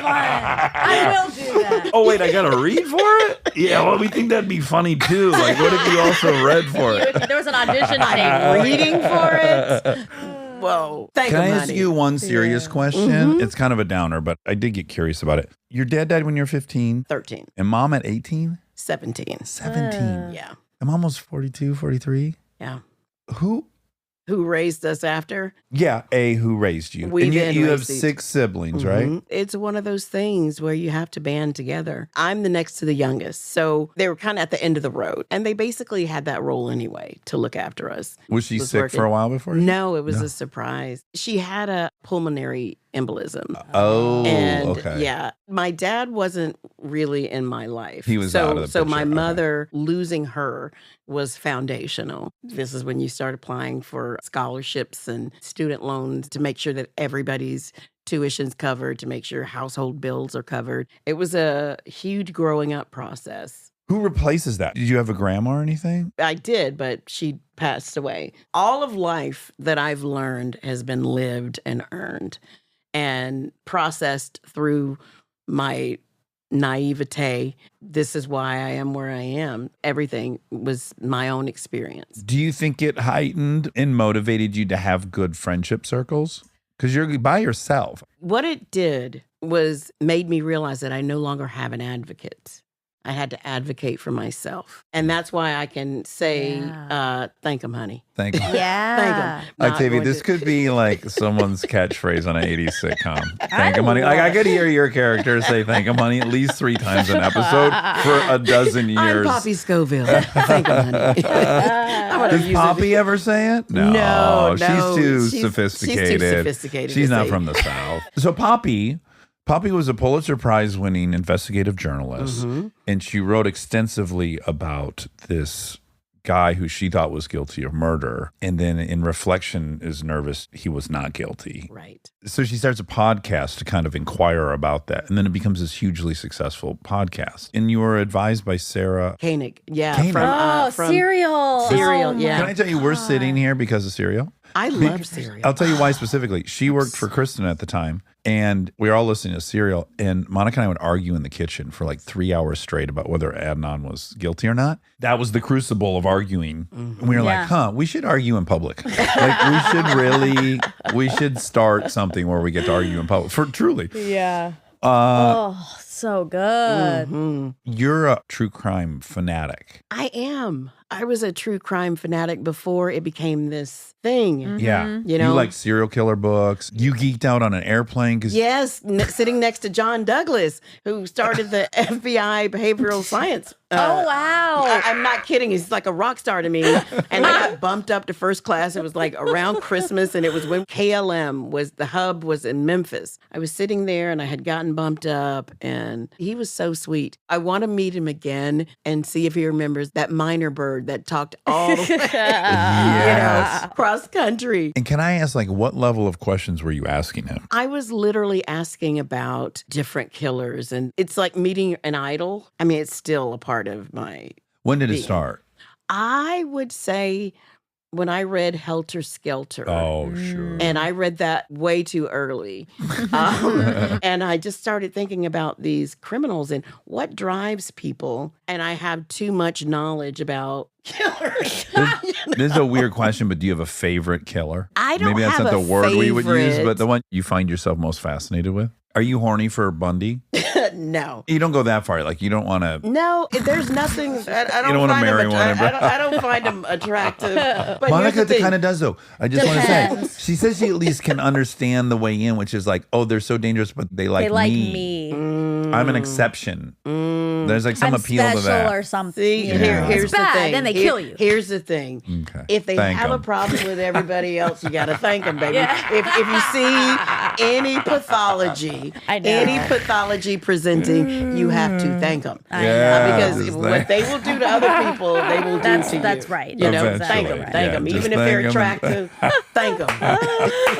Even But if the they thing look is, like for me, Tate. it's like you're literally like thinking, I want to be able to pick out if this person is a serial killer or a sociopath. I need to know because I don't want to go down that road. So you think I want to be able to pick that sociopath out. Okay, I have a great question. Okay, so because it takes up so much of your time and your thought, and you're reading so much stuff and you're thinking about it, do you think you have thought you've stumbled upon them? Because it's like on your radar. Here's the thing. I thought that I would be able to discern, but if you're good at it, Oh, yeah. if you're good, It's a skill. That's one of the reasons why I love that you're cautious about nice, because if you're just being nice to be nice, what's under that? I say this You all the know? time, like, I need to know people's motive. I can actually hang with a bad motive because it probably won't affect me. I just need to know. Like, I don't think anyone's motiveless. Right. What I can say is I don't know that I've met very many psychopaths or sociopaths.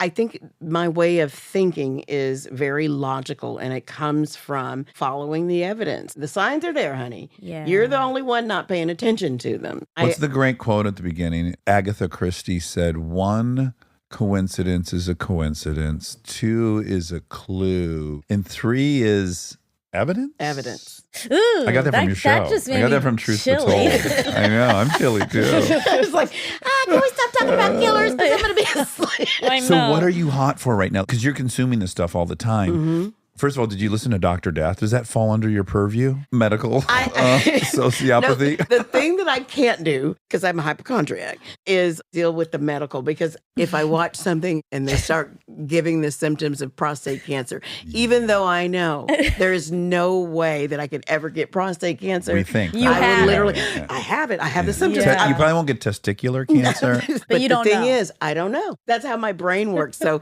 no, I can't go down the medical rabbit hole because I know that I'm not a killer. It's so separate from me that I'm fascinated by it. Yeah, but you could be under the hands of a doctor. Literally, I'm like, I think I have it. I'm one of those people when I say, how are you? I really don't want to know. I don't want to know any specifics. Yeah, I went to the doctor. I have a sore throat because the next thing I know, I'm like, You and Monica must not exchange numbers, okay? No, I know know how to not tell you that I feel like I'm dying every day. Okay. Like something bad's happening all the time. It's a touchy subject, but she has had many brain aneurysms since I met her. No, brain tumor. You have a lot of brain tumors. Potential. I have to tell you. I've got a few I myself. have a few myself. And I'm that person that is always going to go to the big doctor. You know, like, I got to get in. I got to get in. That's smart, at least. You know? I don't do that. I only just spiral out, and then I never actually get it checked. Over time, I'm like, well, I guess I didn't have brain cancer because I'd be probably dead. Do you have a particularly embarrassing ride home from a doctor where you're like, oof, Okay. I really shouldn't have taken up the person's time with that? I miss my doctor. You know, when she finally stopped taking patients. She moved out of the country because of She you. literally was like, I'm in administrative. I'm not seeing patients anymore. I'm like, please. Oh. Okay, Tate got me really good because he knows one of our roommates had his shirt off and he was just kind of polka dot, you know, like these hard, round bruises. And and there were so many of them all over his body. Weird. And I'm like, oh my God, what do you have? Yeah. And he's like, I don't know, but they hurt. You're trying to calm them down. You're trying to keep him calm. And I'm like, I think you're going to be okay, but I got to go. Because I'm thinking, I need to call my doctor. Whatever he's got, I don't want it. And they knew immediately when I was breaking away that I was trying to get in to see my doctor. And I'm calling and I'm leaving messages. I'm like, you got to get me in. My roommate's I had bruises all over. And they were laughing so hard. He had gone to Was it get cupping? Cupping, Yeah. They were playing with Yeah, me. they But had a good I time. literally was like, oh God, I see one. I got to get out of here. This is why this whole pandemic time has been just like crazy town. Oh, It has sure. been crazy town Sure. funny. I'm not that bad. Well, Maybe. we'll Yeah, see. but She's I got a am couple years on recovered. you. You got time. I'm a recovered. It's just anxiety, really. Yeah. Well, also, your parents both died really young. Yeah. Like my dad died at 62. Males in my family don't do well. You know, I start thinking, well, why am I so unique? You know what I'm saying? Yeah, Yeah, what that have I makes done sense. that's so special that's going to change my genetics? You start thinking that You way. too. So I won't go down the medical rabbit hole. Okay. So, but truth be told, this season, we've got Gabrielle Union, and we're exploring what? We are dealing with missing girls. Oh. And what happens when people go missing and the disparity in media coverage for white and black and brown, how the parents deal with that anguish and what could possibly be the reason that these girls go missing. Well, there was that gnarly doc. You watched the one about the serial killer that was in Compton, and he was killing all those Yes. hookers, dozens, and just no one No ever one- gave a shit. And he knew that. Yes. Yeah. If there's a case that's unresolved, reopen it if you can to give people answers. Because now, They with all the deserve it. technology, Yeah. you know, if they've kept the evidence, but usually that's what you find when they reopen cold cases, is that the killer, most of the time, it's someone that they had already interviewed or had already been brought up that they didn't follow up on. So it's always interesting to me. All right. It's on Apple Plus, season 3. Congratulations on the success of that. Thank it's almost you. impossible to get 3 seasons of any show. This is true. Yeah, Thank so you. I'm so happy for you. Thank in all you. the ways. Nominated 3 times for Academy Awards. You're tied with Viola. No, Viola, now she passed you? She passed with Chad Boseman. Ma Rainey's Black. Ma Rainey's Black Bottom, yeah. Okay. Yes. Yeah.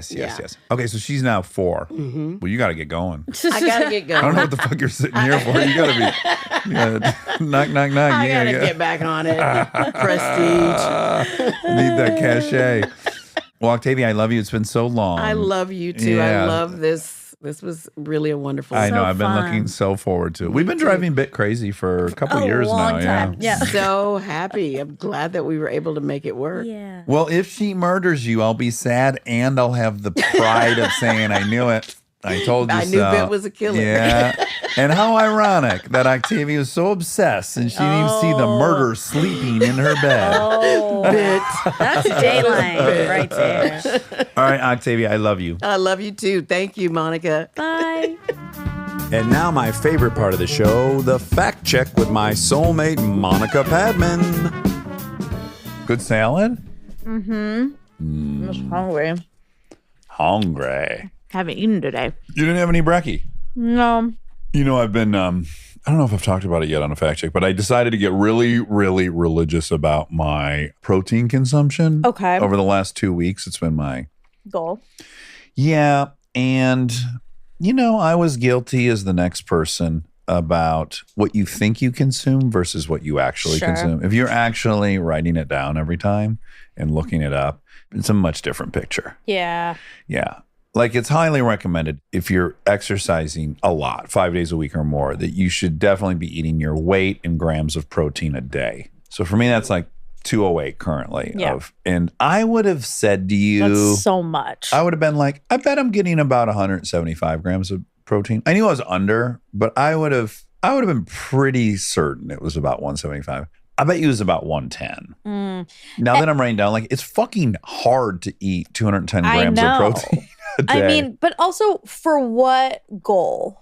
To build Body composition. I told you I'm in the process of I'm going to lean out a bit. Right. I've told you all about it. My hair's long, so now I want to be lean. Makes no sense, but for me, that's the package. That's fine. Yeah.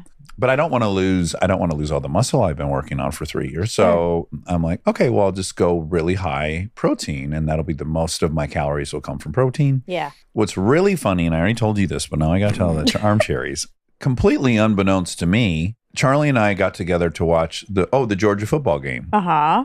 And we're sitting there watching it. And I said, oh man, I just started actually.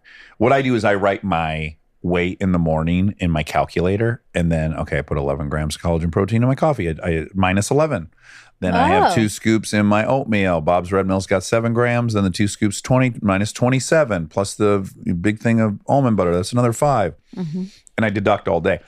And I said, I just started doing this. And man, I'm really shocked with how much less protein I was eating than I thought. And he goes, oh my God, I started doing this 5 days ago as well. Wow. Completely just random. Weird. He's got an app for it.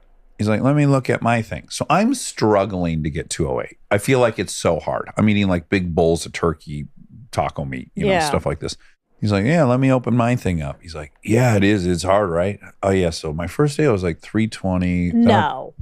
Monica, he has days. That's too much. Now all we do is send each other our protein intake. He has days where he's eating 420 grams of protein. It's insane. It's like watching Race to 270 all over again. He's like, he's eating 12 times a day and all these different things. He is a machine. There's just no competing with him. Yeah. I asked him if there's any change happening physiological. I mean, obviously his body already looks a little different. Yeah. But aside from that, I'm like, are you paying any price for this? Namely, I'm thinking, what does his shit look like? Like, is it a paving brick that's tearing everything up? Yeah. Says fine. Everything's fine there. I don't know. He's a phenom. Okay. And he's, no issues for him whatsoever. And this is like 2 days of this. And then he hit me and he goes, you know what? I did leave out the fact that I've had a couple farts that were. Ooh. Gross. Room I feel clears. so bad for Erica. I know.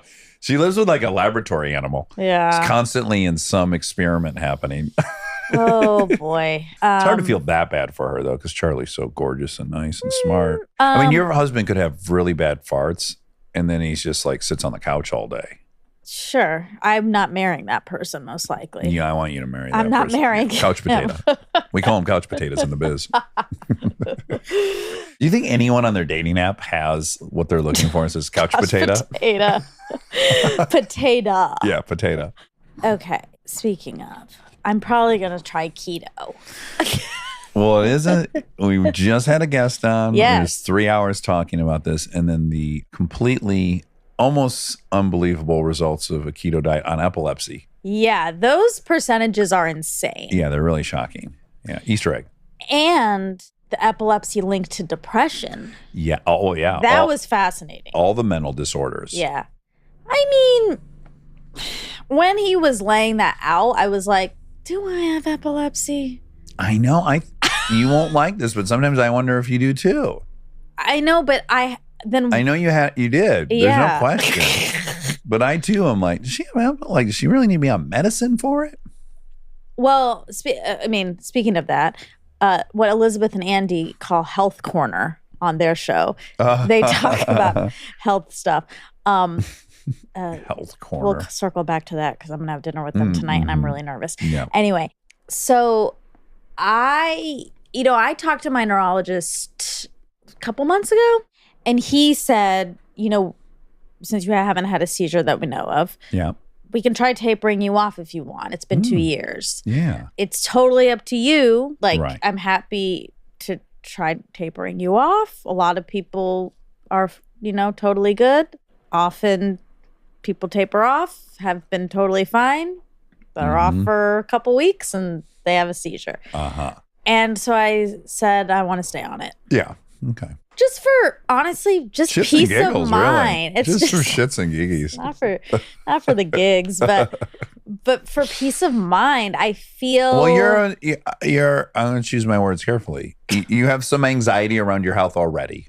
Yeah. Like if you had none, if you were like me, Yeah. we're the opposite end of the spectrum. That is not true. That is not true. Well, tell me, what do you think I have? You think you have stuff sometimes. I'm the one that said I'll go out and get involved in a knife fight, and I'm certain I won't get hurt. I know. You are that person. Right. But when it comes to medical stuff, I don't want to fight about it. But I don't either.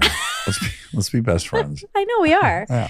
But anywho, okay, go on. Oh my God. I told this girl at the basketball game last night. So Jason DeLeon, who was on the show, my Yes. friend from college, my only college buddy. It's so funny, isn't it? It's really sweet. He truly is my only. Well, he and Alex Simcox, but we haven't seen each other. And the three of us were friends. But yeah, my only college buddy, and he's now a professor at UCLA. It just cracks me up. And It's- killing it. yeah, MacArthur Grant winner. I mean, found it, whatever it's called. And if you recall, when we interviewed him, the story he didn't know if I would want told was the time he and I were running from the cops on my motorcycle and crashed into a bush. Yes. Yeah, and it was because the Lakers had won Oh, right. the finals, and they hadn't won in a long, long time. So he's from Long Beach. He's a hardcore LA sports fan. Yeah. We email each other once in a while, and he's like, hey, if you ever want to go to the Lakers game, I have season tickets. I'm like, oh, yeah, let's do that. So he comes over last night, and I go, let's take something fun. Let's take my old pickup truck, which I don't even think he cares. Or, I had it in my mind that he would enjoy that more than a normal car. But then while I was driving, I was like, I'm not even sure why I thought he would. It's never been his thing, cars. Yeah. Halfway there, the truck breaks down. Yeah. There is a loose connection on the alternator. It's not charging the battery. Sometimes it's on, sometimes it's off, sometimes. Pull over on the side of the road, walk to an AutoZone, buy a battery, Uber back, get to the game. We're sitting there. This group of 2 guys and 2 girls are in front of us. The girl's kind of standing for a minute before she sits down. And she was wearing pretty large platform sneakers. Oh, okay. And I said, be honest with me, without the sneakers, are you 4'11"? You said that to a stranger. Yep. Okay. And she said, no, I am 5 feet. And I said, And a half inch? are we rounding up? She was shorter than you. Okay. Okay. Well, I'm 5 feet and a half inch. Right. So And maybe she was 5 feet. Yeah, she appeared to be a full inch shorter than Oh, you. wow, okay. Okay. So then she sits down. Anyways, at some point, it comes out that she's a dentist. She's 35. Oh, She's Persian. okay. And I said, oh, my best friend's 35. Uh-huh. And she's the one that's also 5 feet tall. And she said, what's your wife think about the fact that your best friend's a 35-year-old girl? Yeah. And I said, well, conveniently, it's her best friend too. It worked out. It worked out. Yeah. Anyways, she's surfing through pictures. She finds you. Is this the girl? Oh, wow. Yeah. Wow. It was a whole exciting thing. So Do there's you a lot think of she shit- looked at my soap? No, she didn't know who I was. So I doubt she knows who the soap. I mean, that's pretty deep dive, the soap. She's going to look up that soap. That's funny. Yeah. No, I'm And not- when they were looking at you, by the way, they said, oh, where's she from? I love this because they themselves were minorities. So I like when I see minorities acting the same way as white people. Like, where's she from? Oh, yeah. I know what they meant, right? I Yeah. go, oh, Georgia. And now they got to take that, right? Oh, my God. Now It's you're great. like, Now okay. I'm self-righteous. Now you're becoming, you've Yeah. like decided you're me. I'm you. In this case, I'm representing you. So yeah, I'm like, Atlanta. Why do you ask? Right? So I go, Atlanta. Then they just got to take that. Sure, And then I know. I go, I know what that's like. And then I go, are you curious what ethnicity she is? And they go, yeah. And I go, she's Indian. And they go, oh, she could be Persian. I go, sure, absolutely. South Indian. Could be. What else did they say? Anything else? Did they say they liked the look of my face or no? Well, clearly, if they think you look Persian, they're Persian. They like you. This is that's not. This is an ultimate compliment. That's not how that works at all. Yes. Then they showed Danny DeVito on the big Jumbotron for a while. He does a great thing. Oh, he was there? He was there, and then he's on the Jumbotron. He's making some fun faces, and the crowd's going bananas. And she turns around and says, who's that? Okay. And I said, that's Danny DeVito. That's like the first time she's ever hearing this name. Wow. Yeah, wild, right? Or she's got David's syndrome. Oh, Could shit. be, but she didn't seem to recognize the name either. Yeah. Okay. Wow. What a game. And you know what's cute? When they showed Danny DeVito, they play the theme song for It's Always Sunny. Oh, that's cute. Oh, I loved it. Yeah. That's really cute. I wanted them to show me on the Jumbotron and play the theme song Armchair Expert. That'd be cool. Yeah, it'd be really cool. It'd be a deep cut. Do you know what I never want to happen? What? To be shown on the Jumbotron. Yeah. Well, I was Ever. telling Jason this. My last time there, I think I told you this story, was going with Panay to a Clippers game, and we were sitting on the court. And this song was on, and I was dancing to Panay. I always do my Greek dance in front of Panay. Okay. As you can see, all I think about is ethnicity. So I'm with Panay, and I do my Greek dance. Because some Like, you songs haven't playing. learned anything from being my friend. No, I love all the ethnicities. I was an anthropology major. Of course, I'm interested in other ethnicities. That's why you major in it. Okay, go on. If you were interested in white people, you major in law. Okay? No, not really. Okay. Or English. Maybe, yeah. If you're super fascinated with other cultures, you major in anthropology. Okay, anyway, you were dancing. To Panay. But then as I turn, I realize, I've been dancing on the Jumbotron. Oh. And now I'm like, well, I got to keep dancing. I can't stop dancing. But now I know I'm on the Jumbotron, right? So I'm dancing and people are excited. And I'm like, this is going on. And all of a sudden I start thinking like, I'm out of moves. This is going on way longer than it should. Like normally they're showing people for 10 seconds. I swear to God, I was on that Jumbotron for 30 seconds dancing. It ended, and Panay and I were nightmare. like, Panay was like, boy, bud, they really hung you out to dry. I'm like, I know, they wouldn't cut. Oh my God. No one yelled cut. What was I supposed to do? I can't just stop dancing and stare at the camera. I think you do stop dancing and then you like, you kind of like then I smile. wave? No, you just like smile and sit and then talk to Panay. Oh and my then God, act like I now have forgotten I'm on the TV. Yes, like it's time to move on, guys. And then Panay was making fun of himself. So he's making fun of me because I got hung out to dry. But he was making fun of himself a lot because he was in the shot and he's staring up at the Jumbotron. Because when you're on the court, it's like I think that's straight common. up. Yeah. It was great. We love when we embarrass ourselves. That becomes That's the great. fodder for the next 2 hours. Yeah, good. Mm-hmm. What are you so annoyed by? What? Are you annoyed? No, I'm just listening to your story. Oh, you're like, okay. I'm allowed to not like Enjoy die it. laughing at every single thing you say. Okay, I got the Okay? distinct feeling you were like, are y'all done with this? No, I'm listening. God. Okay. Jesus. Anyway, did they win? They lost. Oh no. They lost. Okay. Yeah. They're not very good this year. Really? They're under 500. Yeah. I want to say their record was like 22 and 25 when we left. They were playing the Kings, Sacramento Kings. Okay. It was close at the end. I'll say that. It got nail bitey. That's fun. But, I don't go to these sporting events to really watch the game. You know that about me. Yeah, you go to talk to the people in front of you. And Jason, I'm learning about this book that he's almost done writing, which is Ooh. so fascinating. Ooh. I cannot wait to have him on to talk about the book. Oh, great. He does all of his field work in Mexico, deals a lot with coyotes and smugglers. Yeah. And he became friends with this few of these young smugglers. Oh, boy. And he got immersed with this gang of crazy crack smoking smugglers that are dying left and right. And he's now written a book about it. It sounds so interesting. I can't believe he's alive. Wow. Yeah. Oof. He has kids, right? Yeah. Yeah. Well, he's an anthropologist. Oh, God, he's so interested in ethnicities. He is. Okay. Now, Oh, yeah. So I'm going to have dinner with Elizabeth and Andy Yes. from my favorite podcast, Nobody's Listening, right? Right. And they have Health Corner. And they have Health Corner. And I'm nervous Okay. because I want them to like me. Yeah, sure. This is going to be very effortless. We're going to Houston's. Oh, perfect. Yeah. What do I order? I'll tell you what you're going to order, the chicken sandwich. Am I? Yes. What It's about not Sunday. keto? Well, you're not starting keto today. But that would not be on your keto menu. I hate to tell you. Yeah. You get cheat days on keto? No. Yeah. Because ketosis is a state. Right.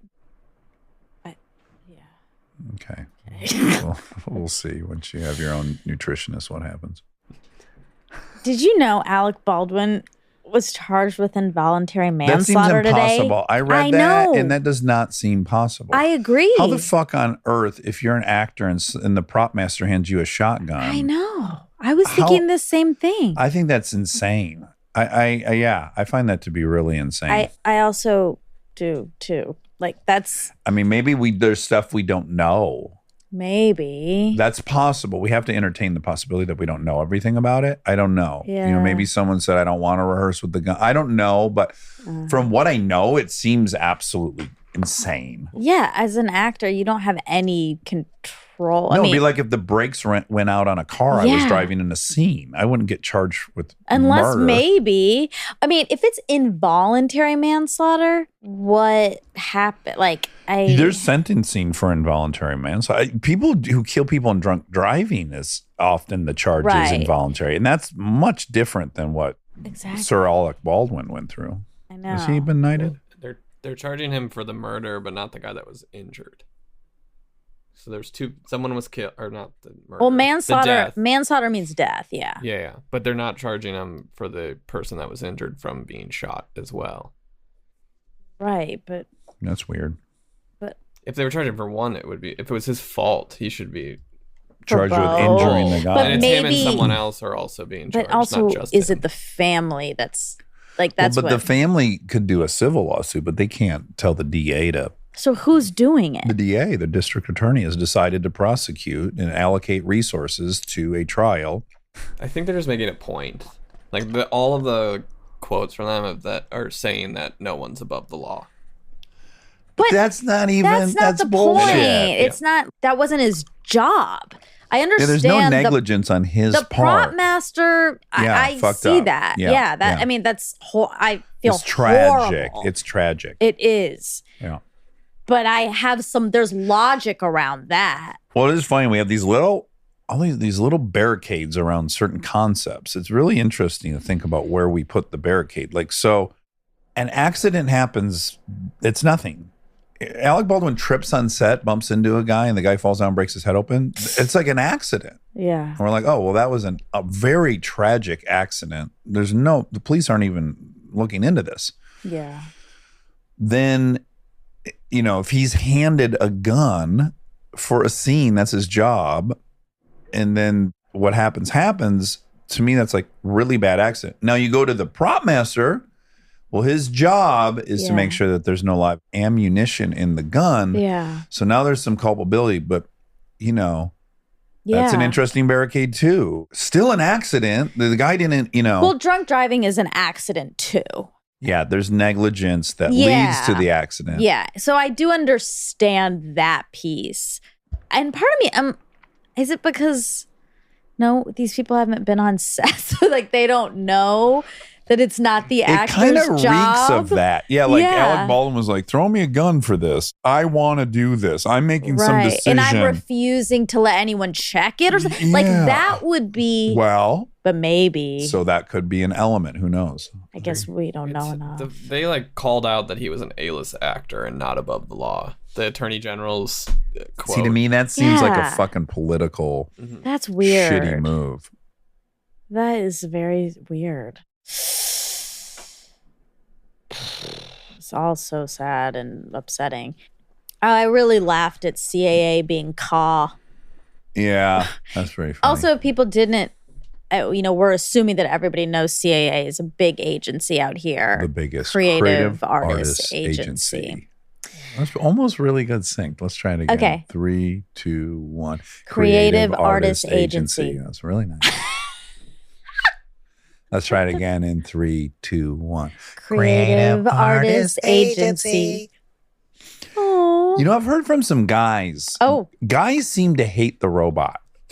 I don't know. Are you serious? Well, it's the only attacks I've heard of the robot have been like a handful of guys. What that are do like, they- I fucking hate the robot. When you start talking like the robot, I have to turn off the show. And I'm like, Go I fuck haven't- yourselves, hold on, people. no, hold on. Yes. No, I'm willing to explore what's going on before we tell them to get out. Let's find out. No, that's rude to the robot. He just wants to be a real One of boy. them's calling in right now. Yeah. What was it? What's your question? What? What's your problem with the robot? I fucking hate that voice. I hate your voice. Well, I'm not on the radio. You don't have to listen to my voice. Go fuck yourself. Wow, man. You called me. If that's honestly, that is how I picture those people sounding. Yeah. And All right, let me try another one that maybe you would like Okay. more. Okay. Hello. hello, Hi. hi. Could you guys stop doing that robot voice? Why would we stop? What do you? Oh, I just don't like it. Just when it comes on, it's too high pitched and it's just really annoying. And I like so much of the other part of the show. I don't know why he has to be a character. Oh, well, he does because we want him to be. So you can stop listening. Bye bye. Oh, hello. He fell off a cliff. He fell off a ladder. You mean the call on a ladder? Listen, Yeah. what are their problems for real? Can we do one more call? Yeah. Okay, I'm gonna dust off an oldie but a goodie. Okay. You ready? Hello. What is that thing that's talking in the as a beep beep, but don't go in the bathtub? Like, who can't go in the bathtub? That's a robot. Robots can't Who's go. a robot? The robot is the one that can't There's go. no such thing as robots. Oh yes, there are robots. Where? In In your dreams? no, Yeah, fuck you. no, not I'm out of here. okay. Wait, I want you to come back. He out judoed you. Yeah. He left you before you could leave Shit.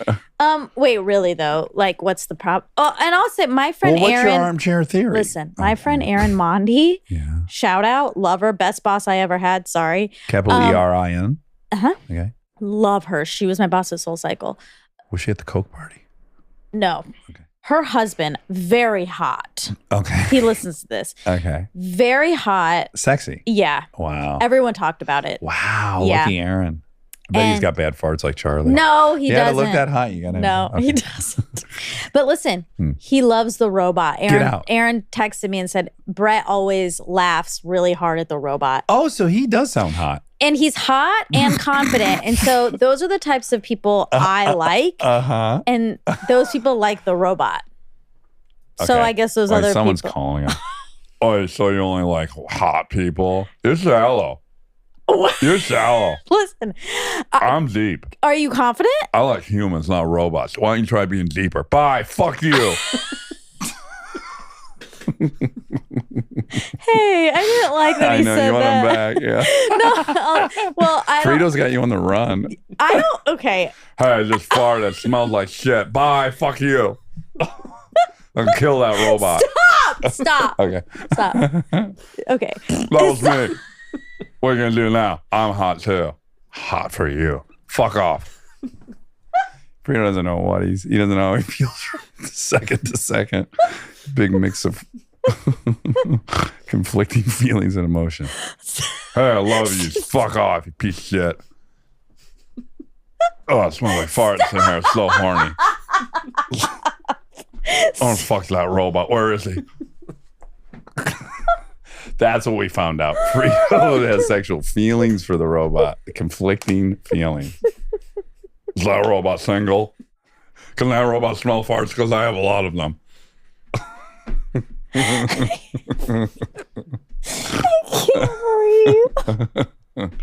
Let's take a breath. Stop. The air is sick. Okay. Well, you guessed it. My farts. Fuck off, you piece of shit. Oh, give me that robot's number. Beep beep. You can come in my bathtub. Stop! Okay. Listen, it scares me because you have like seemingly no illness. control. Yeah. Yeah. It's maybe the true me. I know. Yeah. That's kind of what I feel, and I don't like it Window because into then my you said soul. "fuck you" a lot to me, Right. and I think it's an excuse. I think he's an excuse for you to No. say that to me. No. Maybe. No. He's totally right. You should listen to your heart. It smells like shit. Fuck off. Yeah, I'm scared of you right now. I don't know when he's coming. I don't like it. I don't either. I know. That's my listen. point. I only have a couple characters that when you're hearing it, I'm hearing it for the I first know. time. Too, I and it's can- a very fun zone for me. I can tell that is what's happening, and it is so unnerving. And I do think it's your true feelings. No, it's every jerk in school that's in my brain. It's the voice that's always making fun of me, and that's the voice of my shadow. Oh, Yeah. You're stupid. I'm smart. listen. Yeah. Just Dax. Dax. Yeah. Hi. I'm really curious now what those people who hated the robot will Yeah. think of Frito. They love him. Exactly. Okay. Case in point. Case in point. The- Match set. If you don't like the robot but you like Frito, You're you a need piece of to go to shit. therapy. No, I love Frito and the robot. You can like both, or you can pick. No, Oh, you can like all both or nothing. or the robot. But you can't only like Frito because then you like meanness. Well, I don't know that that's what you like. Yeah. No. Are they Laughing at Frito is an excuse to laugh at stupidity. But why which don't we they all like why to don't do. they like the robot? Because he's too vulnerable? I do wonder if there's something that's too effeminate. That's the wrong word, but like I know. there's something too Pure, sweet. pure. Yes. And that it makes them feel gay to hear it. That's what I'm saying. Yeah, not because they are, but just That gives them this feeling. That's my hunch. Yeah. I have sympathy for someone who can enjoy something because they're so constricted by how they grew up. That no one picks. I know that. If someone went and picked it, I would say fuck off. Yeah, no, I know. But I think if you got handed this and you're trying to break through, the fact that you're listening to this, you're already trying to break through. But then that's like the line for you. I know. But I don't like someone saying to you that they don't fucking hate like the a thing that you've done and it's sweet and like a nice. So many things bother me.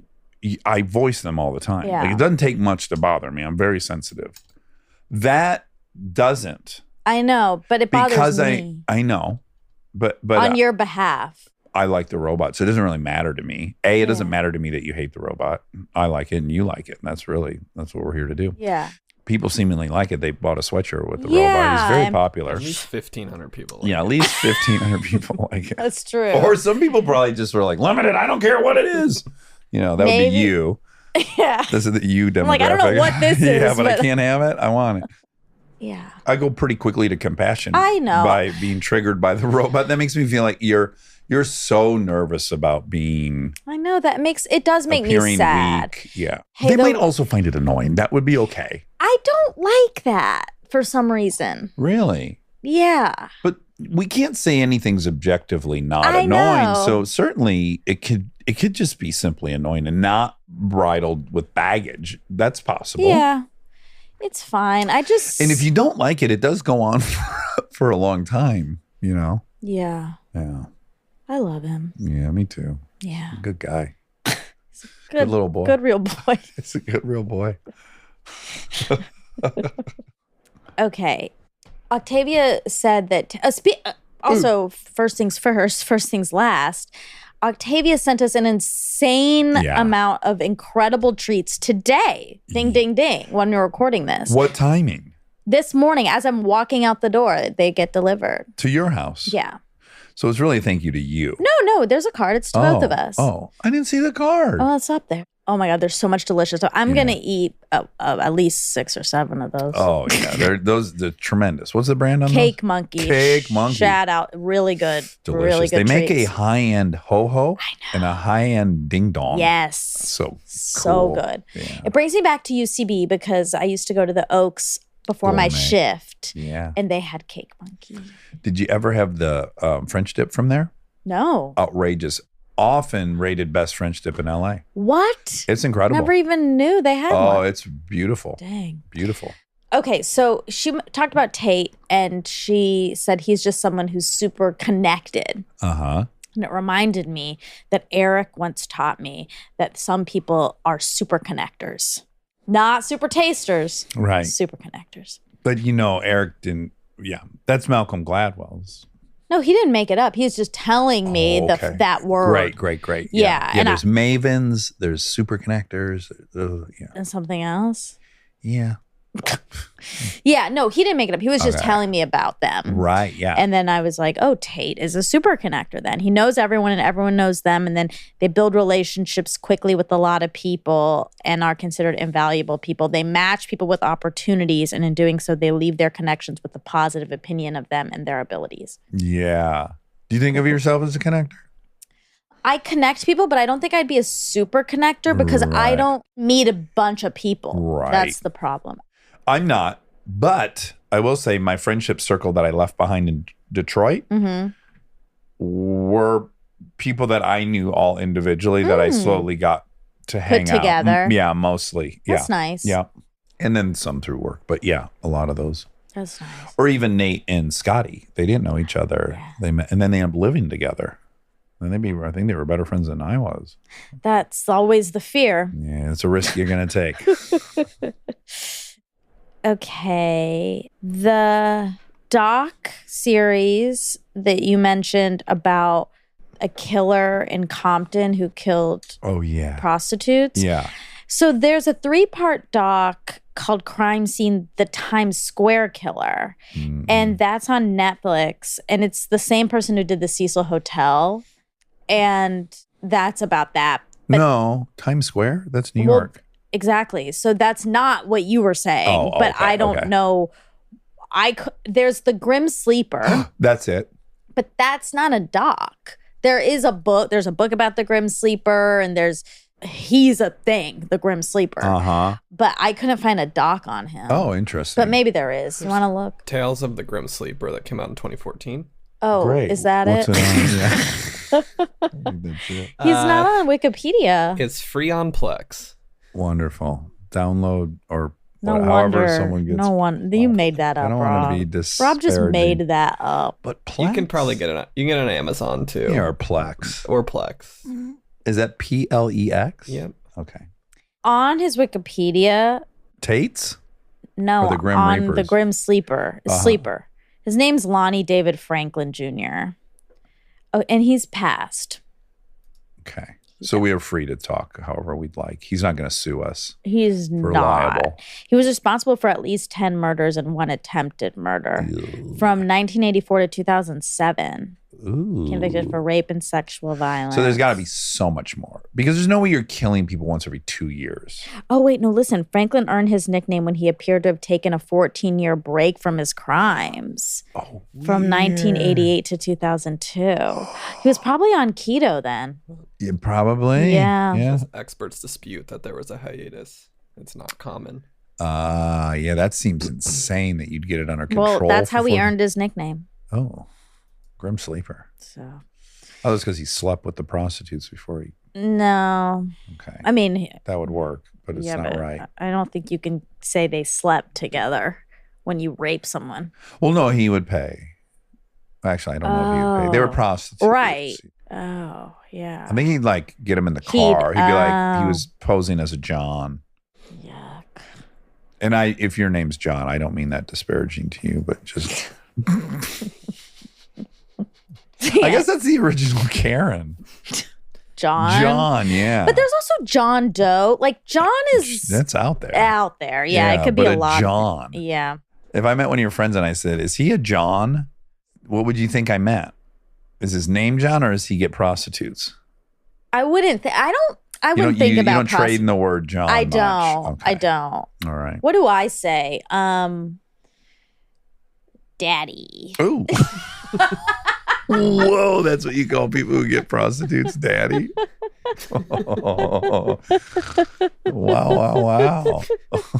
That came out the way. Frito. Yeah, we just saw some window into your soul, but I'm not sure what to deduce from it. No, I call them what are they? daddies. I call them zaddies. What are they called? Pimps. Jesus. Oh, Pimps. well, That's those- what I would say. No, but a John is a customer. Oh. Yes, the John Oh, is the see, I don't customer. even know Yeah, you don't that. know shit about the game. I really don't. Yeah. I really don't. But don't they sometimes call their pimps daddy? Oh, sure. Yeah, that's Absolutely. why I got Yeah. confused. I love Squares love. Oh, how's it go? It's in Idiocracy. Ding, ding, ding. Totally. Triple ding, ding, ding. I just signed an idiot. You know why he hung out afterwards? He wanted me to sign Idiocracy for his brother. Oh, cute. So many dingies. So many dingle. Dingles. Dingle, dingle. You see, a pimp's love is very different from that of a square. There you go. You see, a pimp's love is Who said it? Upgrade, the pimp, and Oh. Idiocracy, spelled with 2 D's for a double dose of pimpin'. But all that is lifted directly from this crazy documentary, Pimps Up, Hoes Down. Oh. Type in Pimps Up, Hoes Down. Our 1999 documentary. And it's about this convention of pimps from all over the country that gather Whoa. to talk about Daddies? pimpdom. Bunch of daddies talking about pimpdom. Wow. And it's the craziest doc. And of course, Judge was obsessed with it. And Yeah. so he modeled Upgrade after one of That's the fascinating. double dose of that pimping. Anywho. By the way, I'm in this interlude. I'm watching The Dropout finally. Yeah, with Amanda Siegfried. Seyfried. Yeah. It's great. She also, is Liz Merriweather. I didn't great know she did style. that. She did. Yeah, that's her show. And Showalter directed them. Wow. Yeah. That's weird because it's not a It's comedy, a is it? interesting pairing all around. Yeah. Right. a- But Merriweather writes comedies. And it's a drama. Right. So you got a comedic creator Yeah. and a comedic director That's why making I said a drama. I know. That's why I said it's weird. It's not comedy, It's right? weird. Yeah, it's weird. It's weird. really good. Okay. Really good. Great. She's a style icon of mine, Amanda. Siegfried. She has great style. She does. Mm-hmm. Yeah. In fact, I saw a sweater on her and I Own it? ordered it Oh, wonderful. for Christmas. And For it's from like Belgium or so. It's from another country and they had Oh. to hand stitch it. It hasn't arrived yet. It won't be here for years. I don't think so. It's being made by one mouse on a little loom Ah! in Belgium. Anywho, We love Octavia. yeah, we love her. Beautiful gift from her. So thoughtful. I know. Thank him, honey. Thank him, honey. I thank her, Yes. honey. Thank you, honey. Yeah. Oh, I love her. I know. She was a She's delight. the same sweetie pie that I Really? knew 20 years ago. Yeah. Totally unaffected by the multiple Academy I Awards. know. Yeah. Yeah. I know, I it's love that. great. Yeah, she's awesome. I can go the other way. I've seen it go the other way. Sure. In fact, more times than not, I see it go the other way. I think the odds point to it going the other way. It's powerful. Yeah. I don't even fault anyone. No, same. Yeah. Yeah. Who was I just watching? Oh, I don't know. I think there's a doc right now on Netflix about someone who went viral because I guess he was witnessing a murder and he got involved with his ice axe and killed this guy on the side of the road and then got interviewed by the news immediately after the thing I always talk Yeah, about. the thing you said people, quote, want to happen. And he was like super chill about it. And he was like, first of all, I just want to give thanks. Like, it's crazy. And then he became viral. And then it God. turns He did out an I haven't. acceptance speech. Well, yeah, he's just like, he took the moment. He had the world's attention. He took the moment to spread good vibes and whatever. But he had just hatcheted someone to death on the side of the road. Oh, my God. And then it turned out, I haven't seen the doc, but I was talking with Kutcher the other night, FaceTiming with him, and he had seen it and was talking about it. And he was just saying the phenomena, of these people getting super famous overnight. There's really no vetting. Then I was just kind of ruminating on or thinking about the thing. And I was just thinking, it's really not fair for anyone on the outside to be super judgmental of anyone in that situation because it's so abnormal. It is. It's so bizarre and abnormal and Yeah. triggering. Like Yeah. as fucking Jay-Z said, the worst drug known to man. It's stronger than heroin when I can look in the mirror like here I am. Fame. Yeah. Yeah. Ding, ding, ding. Speaking of Ashton, Yeah. did you see what Armchair Direct posted today? Oh, he and I on Halloween. Yeah. Yeah. As Bo and Luke Duke. Okay. I was like, who are they being? I didn't know. But Bo and Luke Duke. okay. Got it. With Brittany Murphy. Yeah. His R.I.P. then girlfriend. Yeah. Yeah. I wonder that. I was like, were they dating then? Because you were holding her leg. Oh, she and I were bros. Yeah. I adored her. Sad. Yeah. They were dating when I started punk. So when I was like being introduced to this whole impossible other world Yeah. of like walking straight into nightclubs and all that stuff, it was so exciting. Oh my God. She was like this very sweet force of like checking in, knowing, I think, what I was kind of seeing and experiencing at the same time. Yeah, she was so lovely. Sad. Addiction. It's fucking it gets the best of us. I don't like that. All right, I right, love you. love you. I love Octavia Spencer. Me too. And Tate Taylor, you're as handsome as they come. And Cake Monkey. And Cake I'm gonna Monkey eat and you. Kate Beckinsale and Kate Winslet, all of them. Bye.